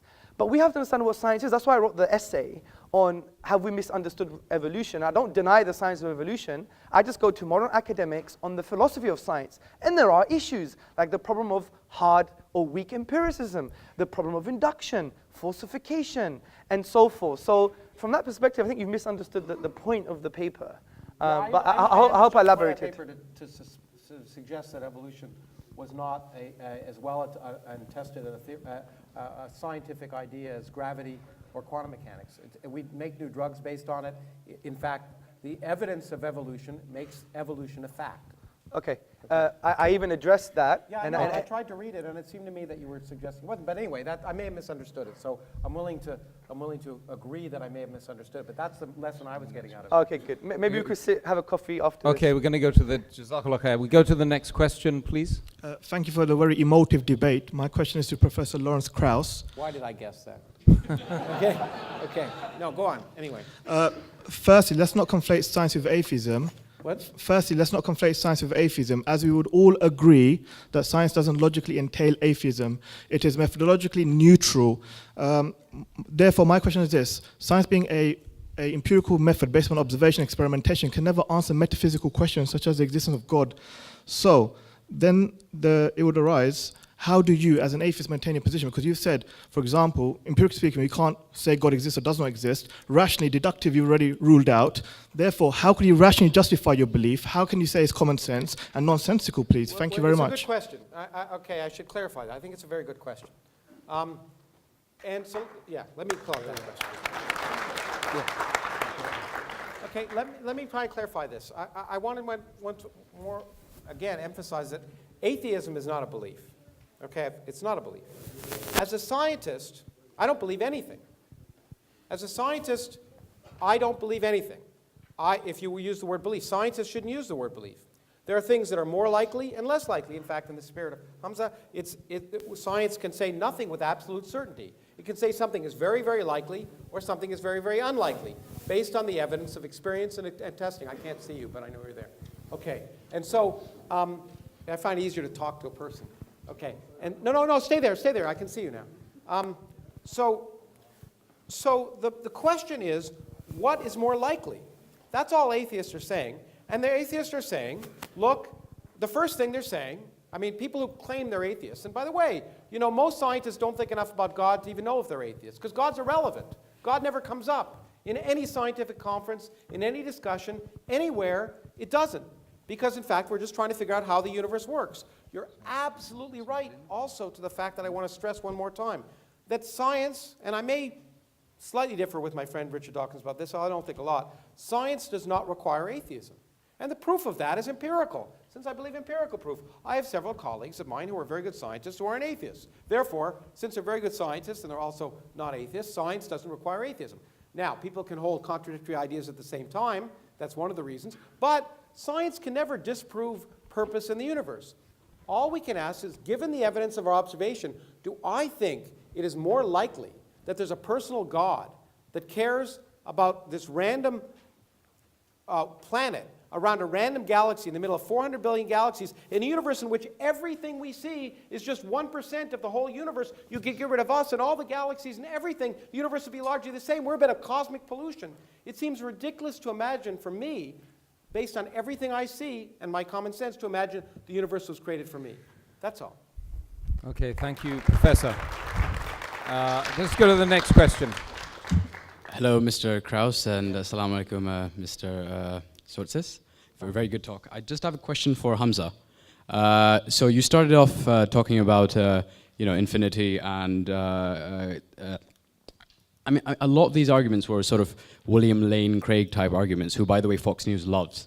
Now, my question is, we've got a guy here who's written 300 books in astronomy, cosmology, whatever, and I mean, there is a lot of talk about Islam, about the Quran having scientific evidence behind it, cosmologically as well. Why didn't we ask him these questions? Why didn't we say, well, I don't know, you said that, you don't know, so why not ask him, he's there? I mean, why not? This is a forum for conversation. Why didn't we have, well, I didn't hear one time, except for when you mentioned quantum vacuum, where he explained to you what quantum vacuum is. Yes. Like, other than that, I didn't hear anything, so I'm really interested as to why that conversation didn't happen in here.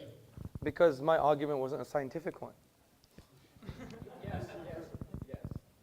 But I could do that in Starbucks Well, or hold on, for the hold on, leftists but amongst you in trying to pretend another it's coffee scientific, shop. Just like William Lane Craig often tries to No. use the evidence of the Big Bang. No, and- let's be attentive to my argument. It wasn't a key premise. Yeah, It was, absolutely. I even Well, repeated. I guarantee you, I agree with you, it was not scientific at Yeah. all. Exactly, well done. So my point was, it was just suggestive. You're right, it was If you suggestive. remove that argument, you still have my deductive argument that hasn't been addressed. no, I know. What I'm saying is, then why did you use the linguistic argument? Why not this, like the? Because there's so many arguments. I don't hold the view that the scientific argument per se is strong enough to become a deductive Right. So it has to be argument. linguistic. So let's make No, this there's clear, many because others. There's this is historical, a- there's numerical. this is a- I could give them I'll to you go. now. Historical is also based on evidence. Let me make this clear, because it could be a real difference, and it should just represent our fundamental differences. Yeah, of course. You don't believe that your beliefs should conform to the evidence of reality. No, of course not. Okay. I don't. Good. No, Okay, but good. you're. Well, that's fine. But That's a Krauss, fundamental difference. you just even agreed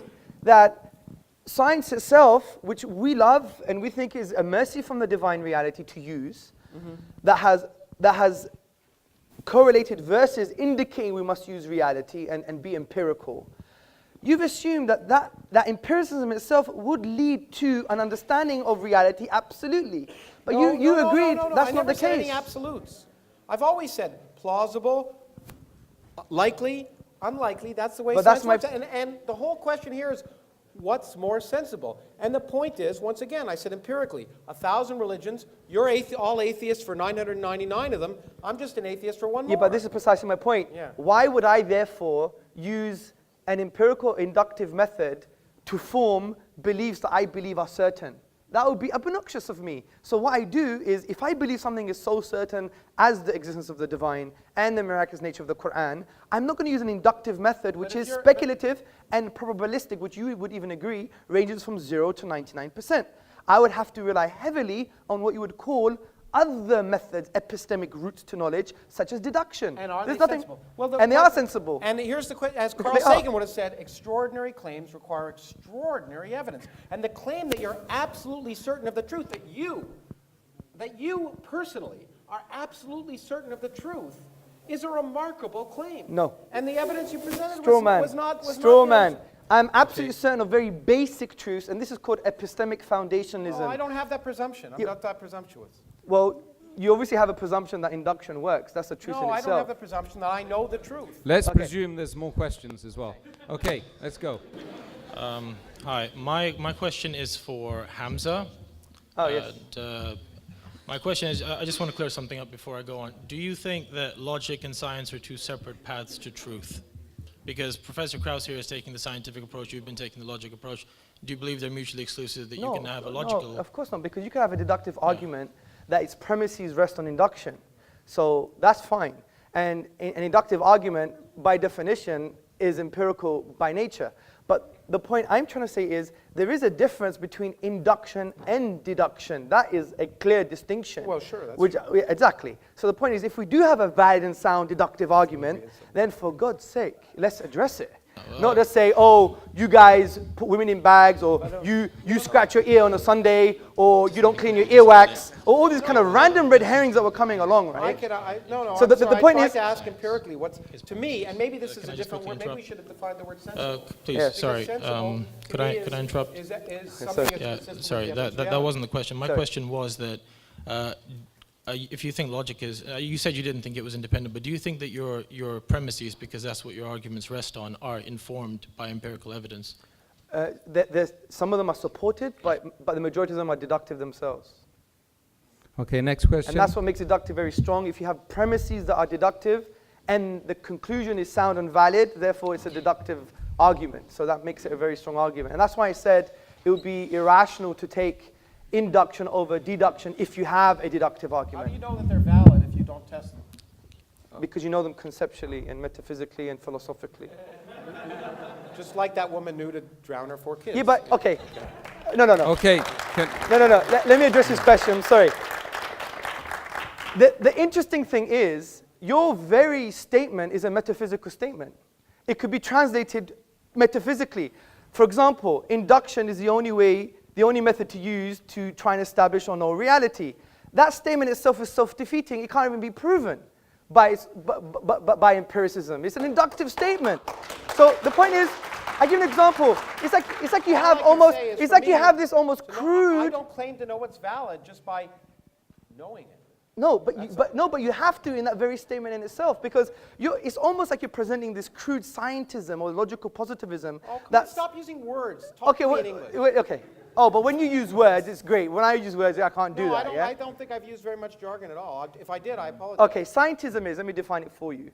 It is the assertion that science is the only way to form conclusions about reality, okay? That statement itself is, one, self-defeating, because science can't prove that statement. Secondly, science itself, that statement itself is flawed because science can't prove mathematical truths. Also, it can't prove ontological truths. It can't prove moral truths, historical truths. If you study epistemology, sorry, Hold on, how do excuse you know me, it sir. can't prove historical truths? Let me make a point, sir. How do you know it can't prove moral truths? So you're making these Okay, presumptions. let me make my point. How do we know Aristotle existed? There's lots of evidence. Okay, let me give you a piece of evidence that I know. We know him through Plato. Okay? It's highly likely that he Yeah, existed, which okay. is what science would say. Yeah, but let me make my point. Even anyone studying epistemology, which is the study of knowledge and belief, Yeah. you would know that the majority of your opinions in this room as well is based on non-empirical evidence. It's You're based right, on. but Let me the difference finish. is I understand that could be wrong. Yeah, but Aristotle may not have existed. Yeah, but you're missing a point. I'm trying to show you there's other routes to knowledge, sir.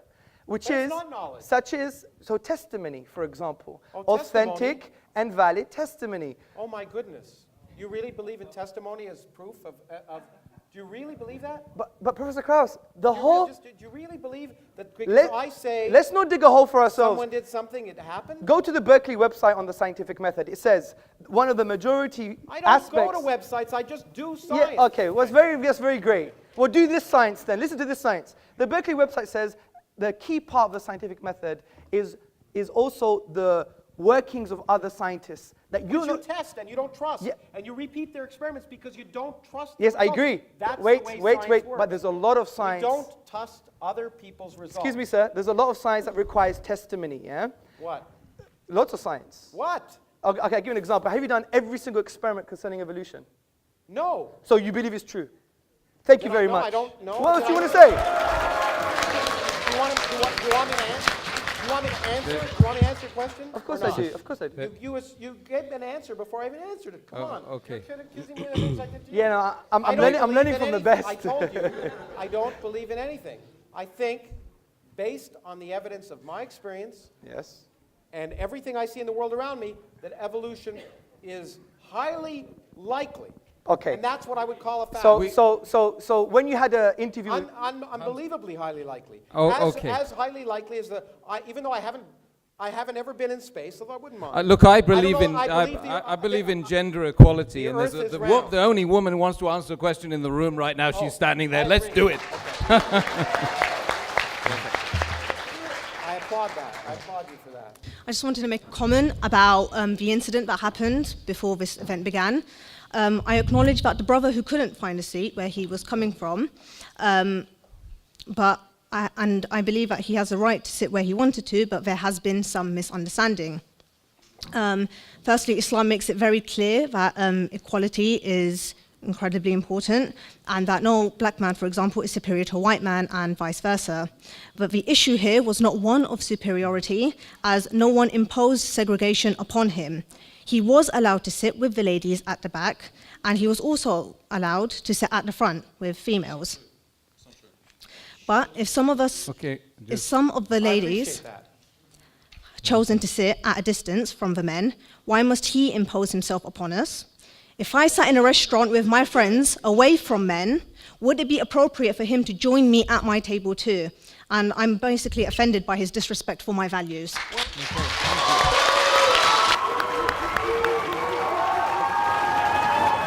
Okay. Let me respond, although I'm not the organizers. Let me respond. Look, the point is, as I said, I don't think people should be uncomfortable, okay? And they should move if they're uncomfortable. However, you chose to come to an event that wasn't segregated. If you felt uncomfortable by that, I think you have the right not to be here and watch it on video. But you chose to do that, and therefore, and I realize that you may be uncomfortable sitting with men, and I respect that. You shouldn't be forced to do that. But if you choose to go to a hockey game or a what do they call it here, football game, which is really soccer, then you subject yourself to the social conventions of the time. So I respect your desires, and I don't want you to be forced to do that. And in fact, you should have moved away if it was offensive. But the point is that this was a non-segregated event, and you knew that coming in, and you therefore were subject to the possibility that you might be near someone, and that was your choice. Thank you very much.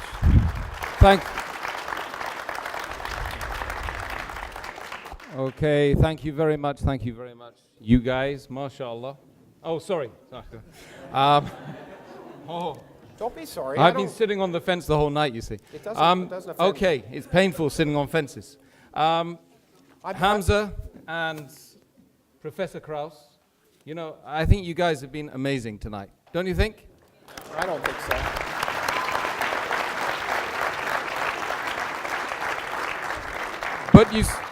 But you still got to convince the audience up there, so you've got 2 minutes each. Oh, well, no, I mean, I'm glad we had more dialogue than, as I once said, because I just think the debate format is a stupid format. Forgive me.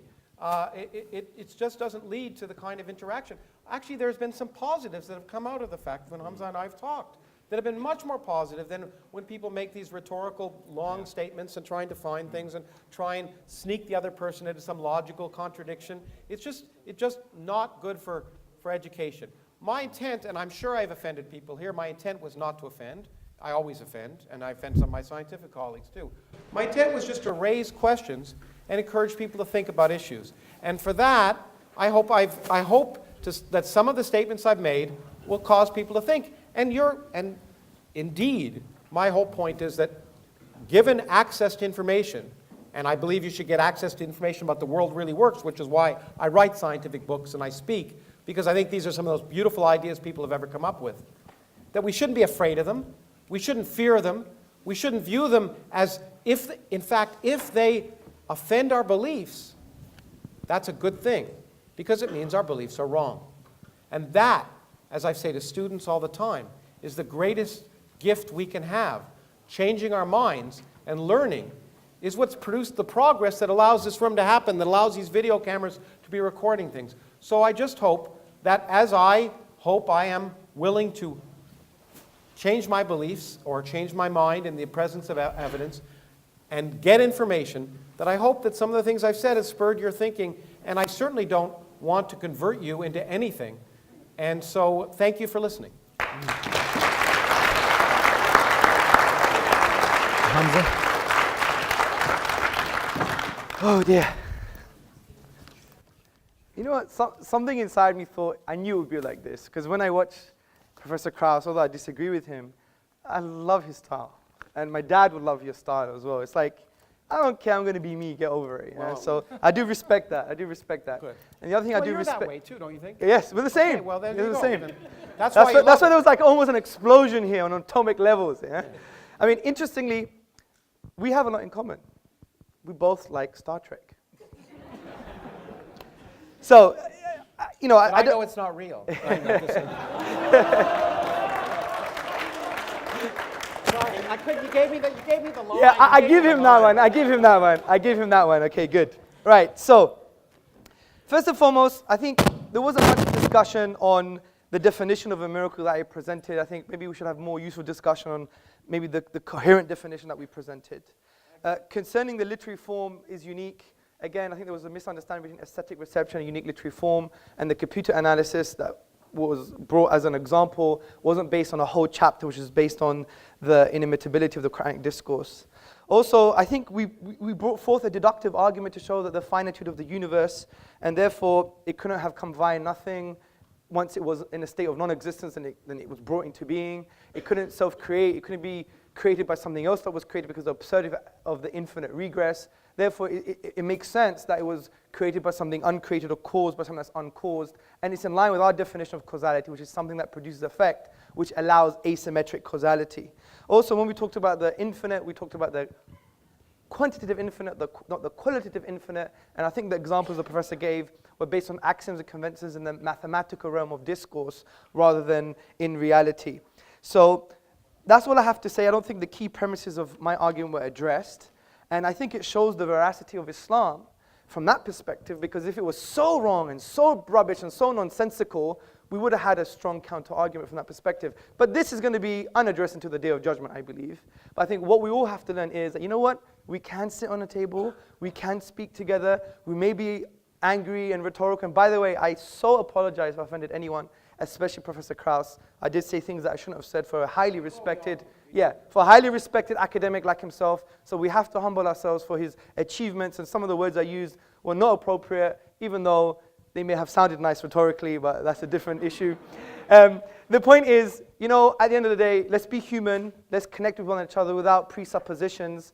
And that's very hard to do. But the only way to do that is just really divorcing our drama and our presuppositions when we try to engage with someone. And that's what we teach in our courses all the time. Engage with a human being, not just with his beliefs or your perception of who he is.